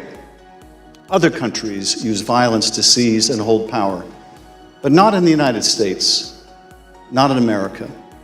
When Donald Trump used the power of the presidency to try to stay in office after losing the election to Joe Biden, he broke that sacred and centuries-old covenant. Whether his actions were criminal will ultimately be for others to decide. But what he did was, without a doubt, unconstitutional. It was unpatriotic, and it was fundamentally un-American. And when he used the power of his presidency to put the enormous pressure on state, local, and local elections officials and his own vice president, it became downright dangerous. On January 6th, that pressure became deadly. Ruby Freeman said the president is supposed to protect every American, not target them. And she is right. If the most powerful person in the world can bring the full weight of the presidency down on an ordinary citizen who is merely doing her job with a lie as big and heavy as a mountain, who among us is safe? None of us is. None of us. In city councils and town councils, on school boards and election boards, from the Congress to the courts, dedicated public servants are leaving their posts because of death threats to them and to their families. This is not who we are. It must not become who we are. Our democracy held because courageous people like those you heard from today put their oath to the Constitution above their loyalty to one man or to one party. The system held, but barely, and the question remains, will it hold again? If we are able to communicate anything during these hearings, I hope it is this. We have been blessed beyond measure to live in the world's greatest democracy. That is a legacy to be proud of and to cherish, but it is not one to be taken for granted. That we have lived in a democracy for more than 200 years does not mean we shall do so tomorrow. We must reject violence. We must embrace our Constitution with the reverence it deserves, take our oath of office and duties as citizens seriously, informed by the knowledge of right and wrong, and armed with no more than the power of our ideas and the truth, carry on this venerable experiment in self-governance. Thank you, Mr. Chairman, and I yield back. Without objection, the chair recognized the gentlewoman from Wyoming, Ms. Cheney, for a closing statement. Thank you very much, Mr. Chairman. Lady Ruby and Shay, thank you for your courage. Thank you for your strength. Thank you for being here today. It means so much for everyone to hear your story, so thank you for that. We have had tremendous testimony today. We've been reminded that we're a nation of laws, and we've been reminded by you and by Speaker Bowers and Secretary of State Raffensperger and Mr. Sterling that our institutions don't defend themselves. Individuals do that. And we reminded that it takes public servants. It takes people who've made a commitment to our system to defend our system. We also have been reminded what it means to take an oath under God to the Constitution, what it means to defend the Constitution. And we were reminded by Speaker Bowers that our Constitution is indeed a divinely inspired document. And so it's been an honor to spend time with you and with our previous witnesses here today. To date, more than 30 witnesses called before this committee have not done what you've done, but have invoked their Fifth Amendment rights against self-incrimination. Roger Stone took the Fifth, General Michael Flynn took the Fifth, John Eastman took the Fifth. Others, like Steve Bannon and Peter Navarro, simply refused to comply with lawful subpoenas, and they have been indicted. Mark Meadows has hidden behind President Trump's claims of executive privilege and immunity from subpoenas. We're engaged now in litigation with Mr. Meadows. The American people in our hearings have heard from Bill Barr, Jeff Rosen, Richard Donahue, and many others who stood up and did what is right. and they will hear more of that testimony soon. But the American people have not yet heard from Mr. Trump's former White House counsel, Pat Cipollone. Our committee is certain that Donald Trump does not want Mr. Cipollone to testify here. Indeed, our evidence shows that Mr. Cipollone and his office tried to do what was right. They tried to stop a number of President Trump's plans for January 6th. Today, and in our coming hearings, you will hear testimony from other Trump White House staff explaining what Mr. Cipollone said and did, including on January 6th. But we think the American people deserve to hear from Mr. Cipollone personally. He should appear before this committee, and we are working to secure his testimony.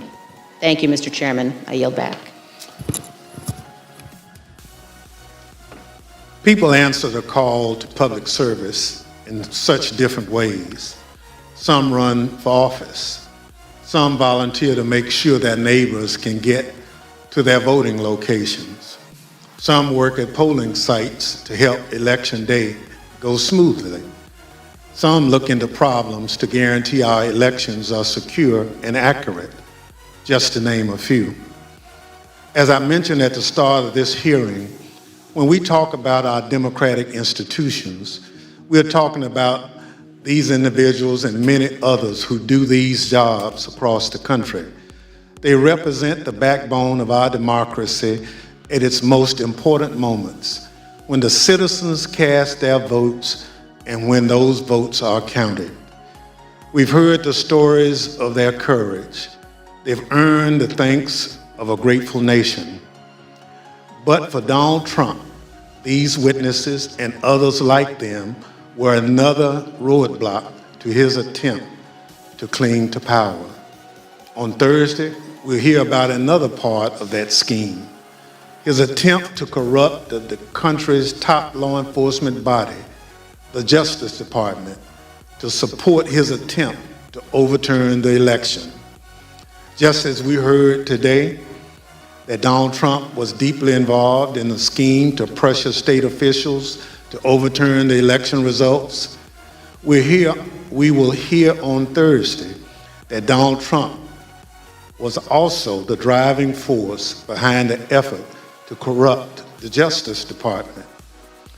Listen to this clip from the former acting Attorney General, Richard Donahue. The president said, suppose I do this, suppose I replace him, Jeff Rosen, with him, Jeff Clark.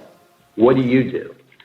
And I said, sir, I would resign immediately. There is no way I'm serving 1 minute under this guy, Jeff Clark. You'll hear from Mr. Donahue in person on Thursday as my colleague, Mr. Kinzinger, presents details about this plan. The chair requests those in the hearing room remain seated until the Capitol Police have escorted members from the room. Without objection, the committee stands adjourned. All right. So let's see. One thing at a time here. Let's kill the audio there. So, all right. Well, first things first, apologies for all of the technical difficulties. I'm going to try to see. Other channels do not seem to be getting struck. We do have one strike outstanding for a time when we had inadvertently streamed from Saturday Night Live. That they rejected the appeal. It was actually during a test stream, so it was a private stream. None of it went out publicly, but we still got the strike, so we do still have that strike. I think it's going to clear in a couple of weeks, but it may be because we have that strike that they're being so aggressive.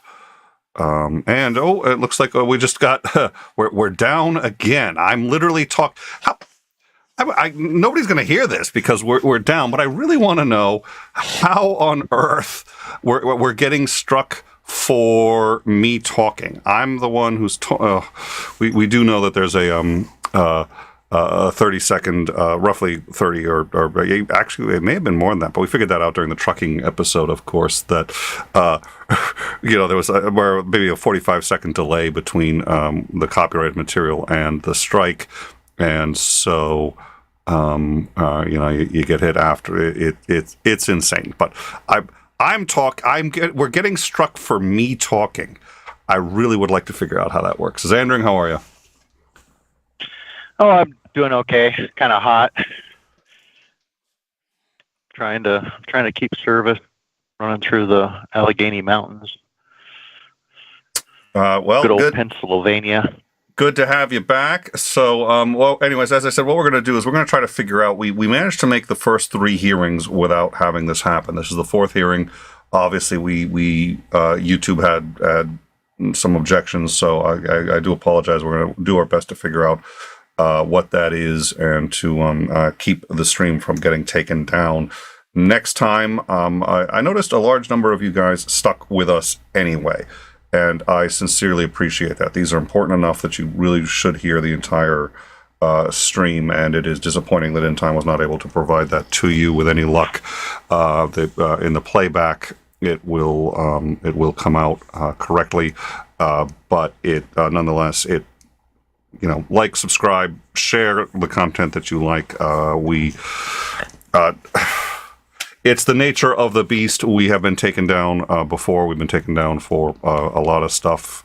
It's not easy when we're trying to do something that I think is worthwhile and important, and when we clearly are in the right. So we'll see what happens. But those of you that stuck around during that time when we were not actually streaming anything, still helps with the algorithm, and I think you guys know that. I think that's one of the reasons you stuck around, and I sincerely appreciate it. So at any rate, so what did we learn? I was having so much problems with service that I missed pretty much all of it. That's all right. That's all right. So did some of our viewers. At any rate, They showed a number of times when he was engaging in false claims with the Secretary of State of Georgia. I played one of the audio pieces. They played other audio I hadn't heard before, and some of it quite damning, including suggestions that he was by them not helping him, they were violating the law. We've also shown how he targeted individuals who had worked at the polls and said this person. So they had on a woman and her mother, and the mother had passed to the woman a candy during the process. They were just they were in the middle of counting ballots, and her mother handed her a candy. Trump claimed that was a USB stick to fake the devices, and she got death threats. Her grandmother had to, a whole bunch of people essentially broke into her grandmother's house saying that they wanted to issue a citizen's arrest. They were looking for her, and they searched her house. It was just citizens. There was no authorities involved here. Her mother had to evacuate her house and stay out for 2 months, and they can't even give and he gave their real name and said that they were passing the USB stick, they were tallying fraudulent votes and all this other stuff. None of this is supported. There's no evidence to show any of this, and the testimony appears to contradict all of that. He also said that there was a briefcase of fake votes that was taken from under the table. No, what that was the standard boxes. And what had happened was they thought that the counting was going to stop. They put all the ballots into the boxes. They sealed the boxes with the appropriate tamper-proof seal. They put all of the boxes underneath the tables, and then were notified that they actually couldn't go home and had to finish counting. And all of this is on tape. You see them getting their coats on. You see the call coming in. You see the guy being told you're going to have to keep counting. And then he goes back, tells everybody, and then they pull the boxes out, start counting again. This was lied about. Trump and Giuliani falsely claimed that they examined these boxes, and they were actually suitcases. They were not state boxes. Now, the footage that they have shown that Giuliani was relying on is the same footage that they showed here, and it's none of it's true. They also said that they calculated based on the size of the boxes how many votes must have been in there, and Trump said it was 10 times more than he needed to win. He also showed footage of them apparently putting ballots through twice. So they'd put a whole bunch of ballots through and then put a whole bunch, that same bunch through again. And, Trump had used this to claim that Biden votes, that those were all Biden votes and they were being counted repeatedly. Those were just ballots. They were a random sample of ballots. And what happened was if one of the machines made an error in the tabulation, it was going so fast that the machine made an error, it would invalidate all of that batch and they would have to run the entire batch through again.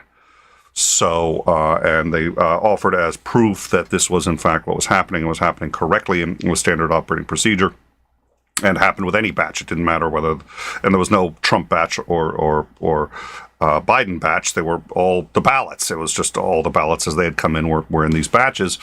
They did a hand count, and when they did the hand count, I think there were 0.1 something percent, which is much closer than most states usually get. They explained how and why they managed to get so close on the hand ballots to the machine ballots. But if in fact they had been retabulating these ballots, they would have gotten more ballots than actually exist. They didn't get that. They and all the hand counts and everything else certified that everything had been done and worked exactly as was expected.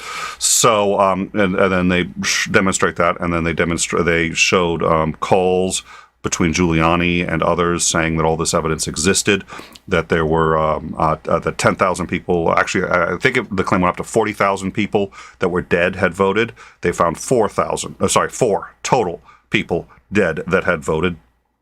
And they said, look, they're just pulling out, and then they went over every one of the major claims that Trump's campaign did, what they did to demonstrate that those claims weren't true, and they weren't trying to do that. They were just trying to get to the bottom of it, and they demonstrated that none of those claims were true. And then Trump continued and persisted anyway, applying pressure even to individual citizens to unfortunately dramatic effect. People having to evacuate polling places. They showed mobs outside of these saying that everyone was going to burn in hell, that they had to go in and it's like these people don't even know what they wouldn't know. It's clear because they don't understand the process. They wouldn't know if they went in and looked at it. They'd have no idea what's a fraud and what's not. Somebody runs the ballots through twice. You're going to sit there and say, oh, obviously that's fraud. Well, no, there are times when you have to run the ballots through twice if there's a mistake. So it was that was sort of the nature of the testimony and the call between discussions between the head of the Arizona House of Representatives, the speaker, who said that he felt that he was being instructed to break the law in Arizona, and he refused to, once again, actually on the same grounds that Pence did. He felt that the Constitution was divinely inspired. He was being ordered to break the Constitution, break his oath, and he would not do that. He outlined the consequences of that. He outlined the discussions in which Trump and Giuliani applied pressure to get him to try to reverse certified delegates, and he said he would refuse. Then they tried to get him to create a fake fake committee hearing to at least hear it. He said he couldn't because he's not empowered to just call these hearings without the rest of the Congress in session, and they demanded he do it anyway. And it was long laundry list of demands from people that various laws be violated, and people for the most part refusing to do it. So that was in large part what we heard. So I think you're caught up. I find it ironic that the very idea that is troubling, that the Constitution was divinely inspired, which creates problems for things like, maybe it wasn't perfect and we should change it, is the very thing that stopped several people from violating the Constitution. I'm keenly aware of that. I am very happy with the outcome because they should have, uphold the Constitution. It is the highest law of the land. I think it's disregarded by especially the federal government so many times. It's actually upheld, and then it's upheld for one of the worst reasons ever. It is not lost on me, and as someone who basically considers himself an anti-theist, it's not lost on me that all of them did this for just, in my view, a really bad reason. But I'm like, hey, listen, if it gets you to do the right thing, and there's a lot of discussions over what does it mean to do the right thing. Trump kept saying the right thing is to recognize that we won. Everyone knows we won. And it was interesting to see he applied a lot of tactics that we've seen before, gish gallops. The other thing that he liked to do, which was really frustrating, was he'd make a whole bunch of claims and then he'd start as if he's going to support those claims, but instead he goes on to other claims and he interrupts himself while talking. He's just making so many claims that he interrupts himself and never gets to the meat of the matter. And several people here said, listen, we told him we'd need evidence. If 10,000 or 40,000 people voted that are dead, we need those names. So give us the names and we'll get on it. And the names never came and the evidence never came. None of it ever came. And they were told repeatedly, yes, you can, we'll get you all the evidence. And, the chairman asked the Secretary of State of Georgia, he said, how many times did he tell you he was going to get the evidence? Repeatedly. And he said, well, he told me the most recent one, they were at a hearing and he was there for the hearing and they were asking him what was it? He was being asked by Trump's team to overturn the results, and based on all these claims, he said, okay, do you have the evidence? They said, well, we have it, we just didn't bring it with us. And it's like, you didn't bring it with you to the hearing. He was like, well, get me that evidence and we'll act on it. And the committee chairman said, okay, that was, shortly after all this happened, and, there were many meetings, many trials after that. Did they ever bring any of the evidence to you? He said, to date, as of this moment, no, I haven't seen any of it. So, it's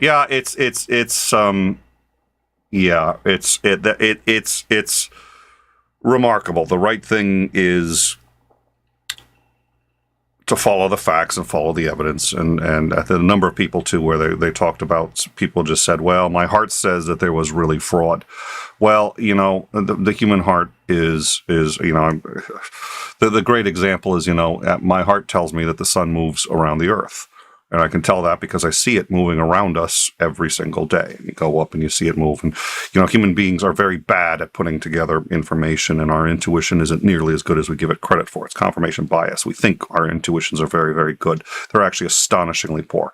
And it's easy enough to demonstrate to anybody who really cares. Facts and evidence really didn't care to most of these people. And the number of mobs that we saw as a result of this, and mobs going after innocent people who and Giuliani's claims. Giuliani was like, well, it's obvious that it's a fraud the way they pulled these hidden ballots out from underneath. It was in a sealed. It wasn't in a briefcase. It was in the sealed container that they store the ballots in. It wasn't additional ballots and all the hand count. There's no evidence for any of this, and they just repeated it over and over and over. And the consequences to so many people was just astonishing. So. Yeah. Well, I definitely think, that at the end of that, I don't remember who it was that said it. It's like, does this rise to the level of criminality? I guess the courts and stuff have to decide that, but it's definitely unconstitutional. And it's like, if something's unconstitutional, it is by default illegal. Yeah, I noticed that. And if there isn't something there that they can charge him with and say, okay, well, here's the specific statutes or whatever, it's like that. Then there's absolutely, definitely needs to be. I mean, if there isn't a charge for conspiracy to suborn an election, there should be. Because that is really dangerous things. I mean, that's how you lose republics. That's how you lose democracies. Democracies tend to fall to this easier than republics do, because republics actually usually have checks and balances in place to try and prevent things like this. And all I can say is there were enough people, apparently, who believed that, God must have reached down and touched that piece of paper and poof, there came the Constitution, that, we didn't end up with a constitutional crisis and quite a lot of probably unrest in the streets. I mean, that could have been really bad. It's amazing how close we came. It is really, and I knew we had come close. I didn't realize we had come this close. And they keep talking about our institutions held, but it was close. It was close, and Trump was actively attempting to subvert those institutions. Yes, they held. Yeah, they held, but they sustained quite a lot of damage. They did. And now I'm not sure if they can repair that damage. I mean, it's You break the keel beam of a ship, and it's like, well, you're going to have to take the whole ship apart and rebuild it, because you'll never fix the keel beam. So, it's really kind of important. The institutions, especially around things like elections, is part of the keel beam of the United States.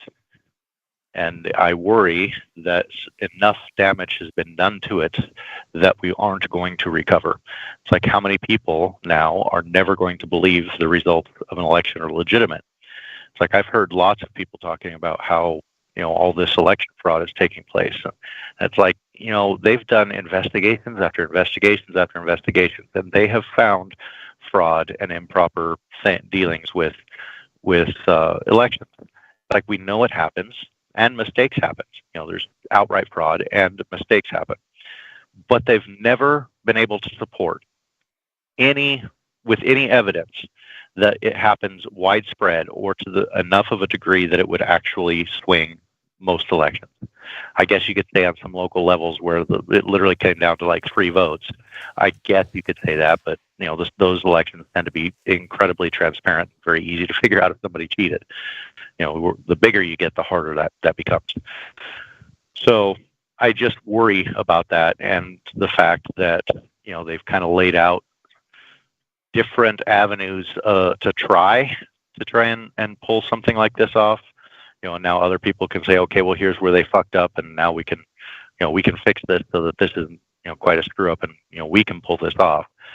And before Trump, I mean, the closest we got was, I think some of the legitimate concerns between the Bush and Gore election. So, but you can see even when there's legitimate claims, it's like if the issues with Bush and Gore hadn't happened, I wonder how much they would have pushed, Trump would have pushed for this. I mean, he might have done it anyway, but there was an example of an election that came down to the courts and a lot of, lawsuits that were going on. As you take these little steps, it's very easy to take one more little step and one more little step, and at some point you cross the line and you don't necessarily know when that was. And in the case of Trump, he's just so narcissistic. I can't picture him as actual Mussolini. Mussolini was far smarter than our marmalade president was, but so I think it was driven mostly by ego, what he was doing. But what if we do get an actual Mussolini that decides to try and do something like this? It's frightening. I hate the slippery slope argument, because it's not really an argument, but it's an observed phenomenon that happens. The same reason that I was so outspoken against what Trump did in Portland with using federal agents that were not clearly identified, had no due process, none of that. The reason that I spoke out so harshly about doing that is because, they do shit like this against unpopular people, and they set the precedent of saying, hey, we're doing this, and this is against bad people. You all agree they're bad people, and we need to clean it up. We're law and order, rah, rah, rah. Except that you're now normalizing this kind of behavior, and then you can take another little step and another little step. I mean, that's how you collapse things.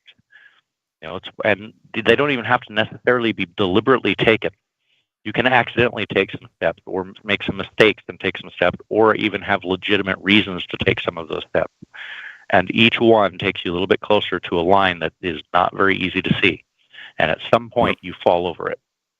And that's why this matters so much.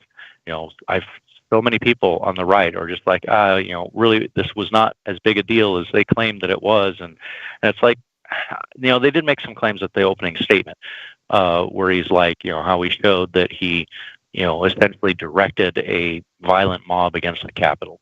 I did not see enough evidence to support that claim when he made it. But what he did do was really bad. And the violence and stuff that broke out at the Capitol and what they did there was pretty atrocious. So you don't want to take any of this stuff lightly. It's like, no, this really matters, and it's really important, because the next time we may not catch it, and the next time it may not be just 12% of the population or whatever it is that Trump can do no wrong. Next time it may be a populist president, and he has 40, 50% of the popular support. And then what? You lose the you lose your republic. Well, we'll see. We'll see what happens. I think you made a great point, and this is why. I mean, and there's a difference between ethics and morals, and I've brought that up on occasion. But this is where ethics come into play, and the idea that you really need to follow the rules, even when you think there's a very good reason for breaking them, because everybody's always got a good reason. It's not that hard to find a good reason, especially if you're motivated to for some reason. Prison is filled with people who, quote, had a good reason, and if you had been there, you'd have done it too, a kind of thinking, and it's so rarely true. There are times, I don't think I've ever really seen a rule that there aren't times when you should break it, but it needs to be, the bar to doing anything like that needs to be so astonishingly high. The bar to violence needs to be so high. The bar to any kind of committing any kind of, and these people who broke into this woman's house, to them it was just like, well, they heard that somebody had done this, and the president said that she was breaking the law. So, and it's like, I can't think of anything any president has ever said that I witnessed that would convince me to act violently for, and it's, yeah. At any rate, all right. Well, I think what we're going to do is, actually, I wanted to mention one other thing. If the Constitution is in fact divinely inspired, I would have thought it would not include slavery. The 3/5 compromise and any other number of compromises are aware they're not saying that. They're saying it was inspired divinely. All the evidence I see is that it was inspired by the work of people who came before. You can tell where the inspiration is. Yeah. I have to disagree with you.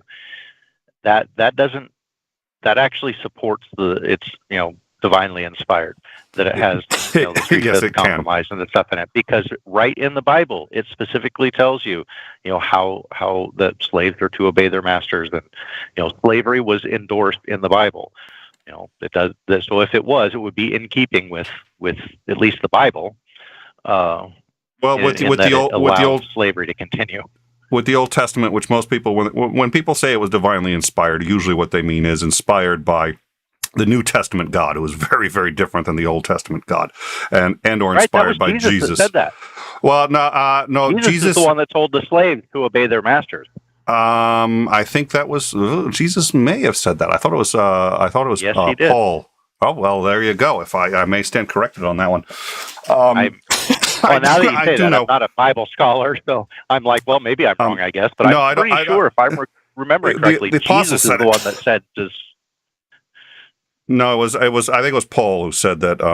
You had to slaves needed to obey their master. Now, the Old Testament was crystal clear on slavery and that it should exist and yada yada yada. But I think most modern Christians that you'll find, yes, most modern Christians, I think that you'll find will say no, slavery is immoral. And okay, fine. If slavery is immoral, and if you're then either you think God must think it's immoral, or as soon as you have the 3/5 compromise, I think that gets very problematic with the current Christian view of God. So either this thing was the quote divinely inspired. It's the word inspired that tries to get around from it. That's true. Because what they say is, well, it was inspired. Human beings. Watch any movie that says inspired by true events, and then actually compare what happened in the movie to the real life events, and you'll be like, these aren't the same. It's like, no, it was just inspired by it. Okay, but they're not the same. It's like I can be inspired to, run a marathon because a puppy looked at me crazy.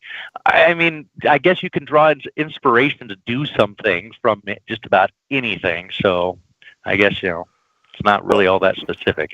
And I think that's how they get around it. And the only argument that I make is either one of two things has to be true. Either you do believe that slavery is legit and we should have slaves. Either you believe that, or I don't think you can argue that the Constitution was divinely inspired, because if it's divinely inspired, if God actually in some way inspired the Founding Fathers, I have to believe such a stain as slavery would not be in that document. And I, as a Christian, would never, ever want to say that really is that somehow got away from God, that God inspired the document, but they made a mistake of that caliber. Either you believe in slavery or you don't think it was divinely inspired. I don't think the two are commensurate. At any rate, divinely imagined. Yeah. All right. It's Paul. I think yeah. Well, and it's been a while since I've done actual work as an anti-theist. I think it's Paul. It was not Jesus. And the other thing is, Jesus did say, "I've come to abolish the old laws." But the problem is, New Covenant theology gets around that by saying that, the old laws to fulfill the old laws, he fulfilled them by being on the cross. There's a whole bunch of ways around this, and you get into a huge rabbit hole. But nonetheless, as someone who has gotten into this, not a Bible scholar, I only had to read it once to go, this is bullshit. I don't see how you can the fact that slavery is in the Constitution, in my view, prohibits the divinely inspired unless you're pro-slavery, which most modern Christians are not. So at any rate, and Jews know better. Jews don't take the Old Testament as the actual word of God. They sit there and look at Christians like, you're crazy to take our book that seriously. But okay, all that notwithstanding, I think it's a really good point. It was a rabbit hole, but I think it's a great point that just strikes me as kind of odd that as somebody who has operated as an anti-theist for a good deal of time and who really talks about the harm in religion, and I'm sitting there going, all right, with Pence, with the what is it? Arizona. Yeah, I was like, it was their belief in a higher power and that they had made an oath. That's what did it. And I'm like, okay, dear Lord. Well, I'm glad it was useful for something. Yeah. So, as I said, I thought today was going to be a big day. It, I think, was a big day. It wasn't in some ways quite as big as I thought, but it was about 85 to 90% there. And it was certainly what they testified to was absolutely crimes. I think they don't want to say it because that opens them up to liability if they say that he committed a crime, and they are not judges and they're not jurors, and this isn't a court. So if they say he committed a crime, now what they did say was that a judge did say that they probably committed crimes, and I think that's true. So they have to be very careful what they claim. But it's you noted that's why they said it that way. They're like, oh, we're not saying he committed a crime. No, he just broke the Constitution. It's just like, okay, there's legalese for you. Legalese is really cute. At any rate, distinction without a difference. Yes, and deliberately so. They're not stupid. They know what they're saying.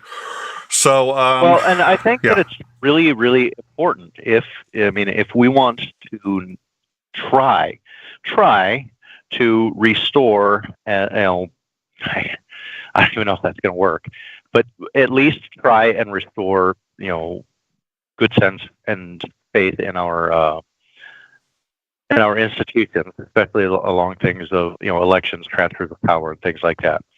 This needs to be tried. It's like, it's got to go to court, and people need to be charged. And just from what I've seen, assuming that there isn't some conspiracy to lie to a bunch of, to Congress, and I'm taking all the testimony at pretty much face value. They're testifying under oath. That everything is absolutely true. Then I don't see how they can't get convictions for several different crimes for just about everybody involved, and that they need to do that. Not only to see that the government itself is going to say we're not going to allow for these kinds of shenanigans because it threatens the republic, but for people to see that you can't get away with it. So, don't even think about trying to come up with a better plan and trying to analyze where he might have gotten something wrong or did something poorly and try to figure out a better way of doing it. Just don't do it at all, because we will try you. We will send you to jail for it. That message needs to be loud and clear, or this isn't going to be the last attempt.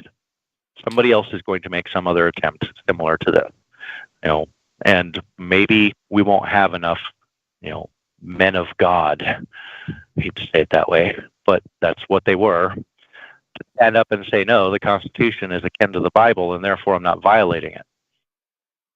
Next time maybe they won't be quite so arduous in their belief and might fold under the pressure and let something go through that shouldn't. There are So 2 points. That's why I find this so important. There are 2 points that you like to make regularly, and both of them are ones that I hadn't really considered.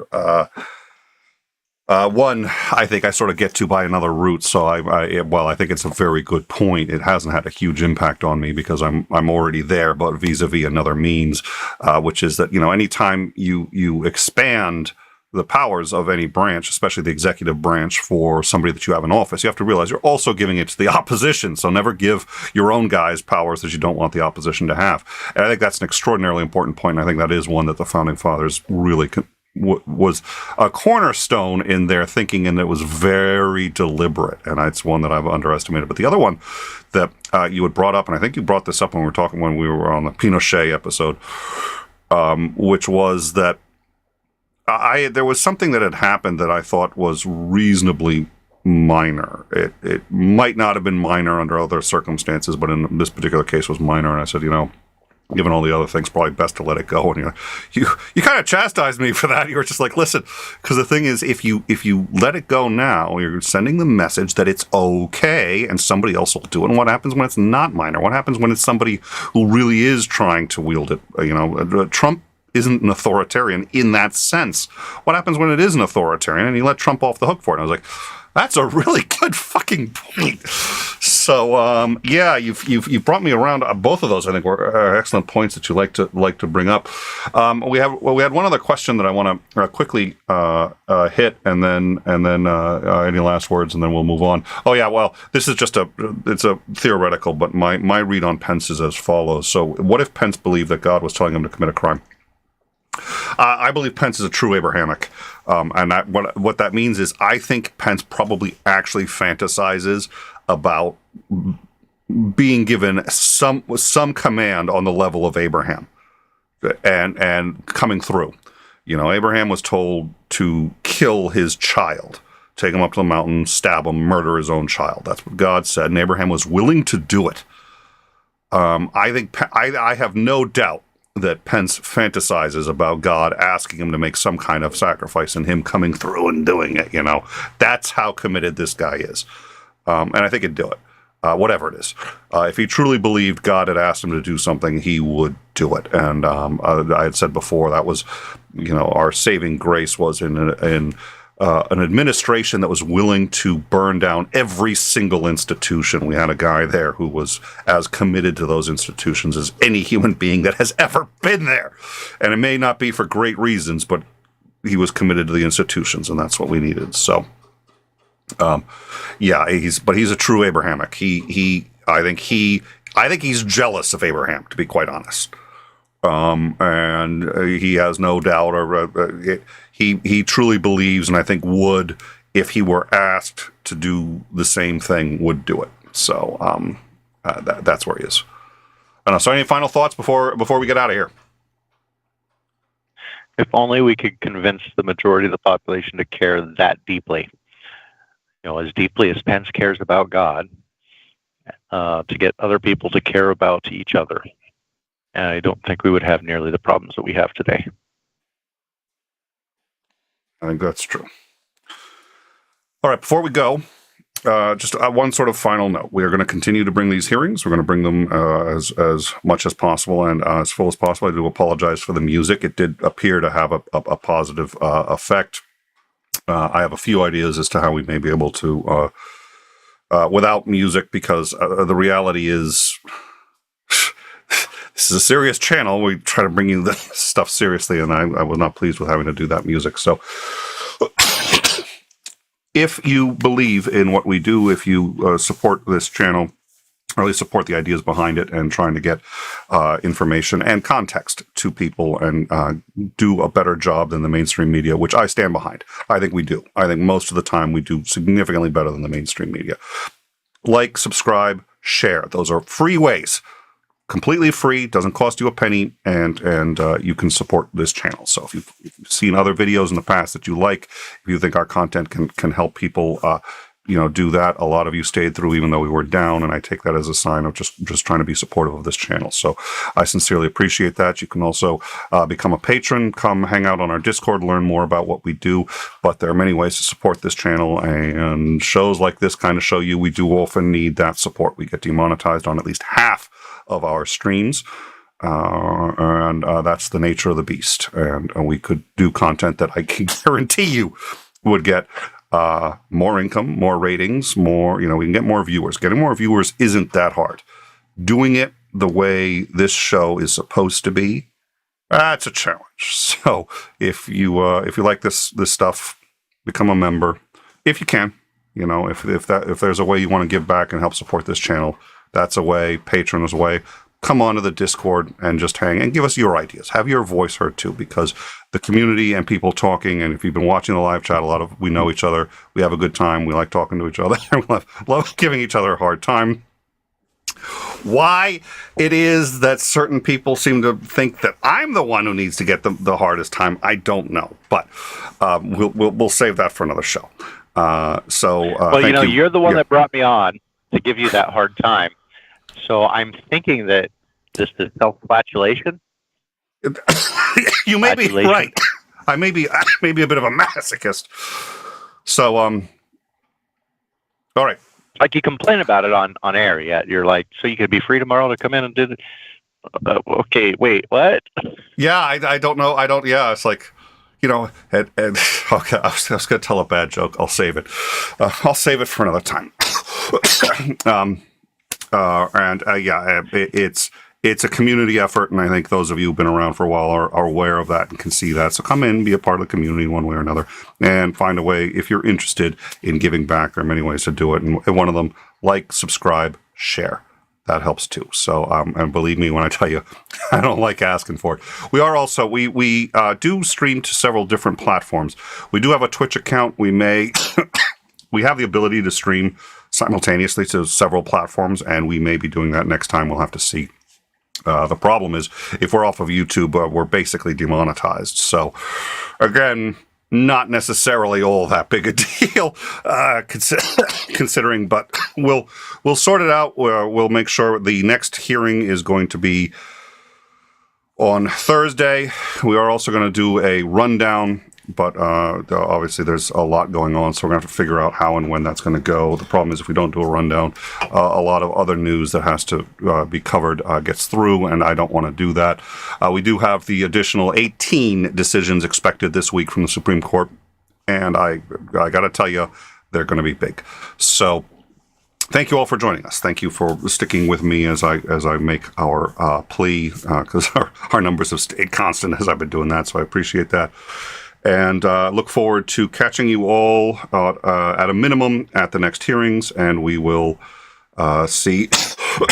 I'm sure there's going to be other breaking news throughout the week. So thank you all for joining us. Thank you for the support, and I look forward to seeing you guys in a couple days. Afternoon.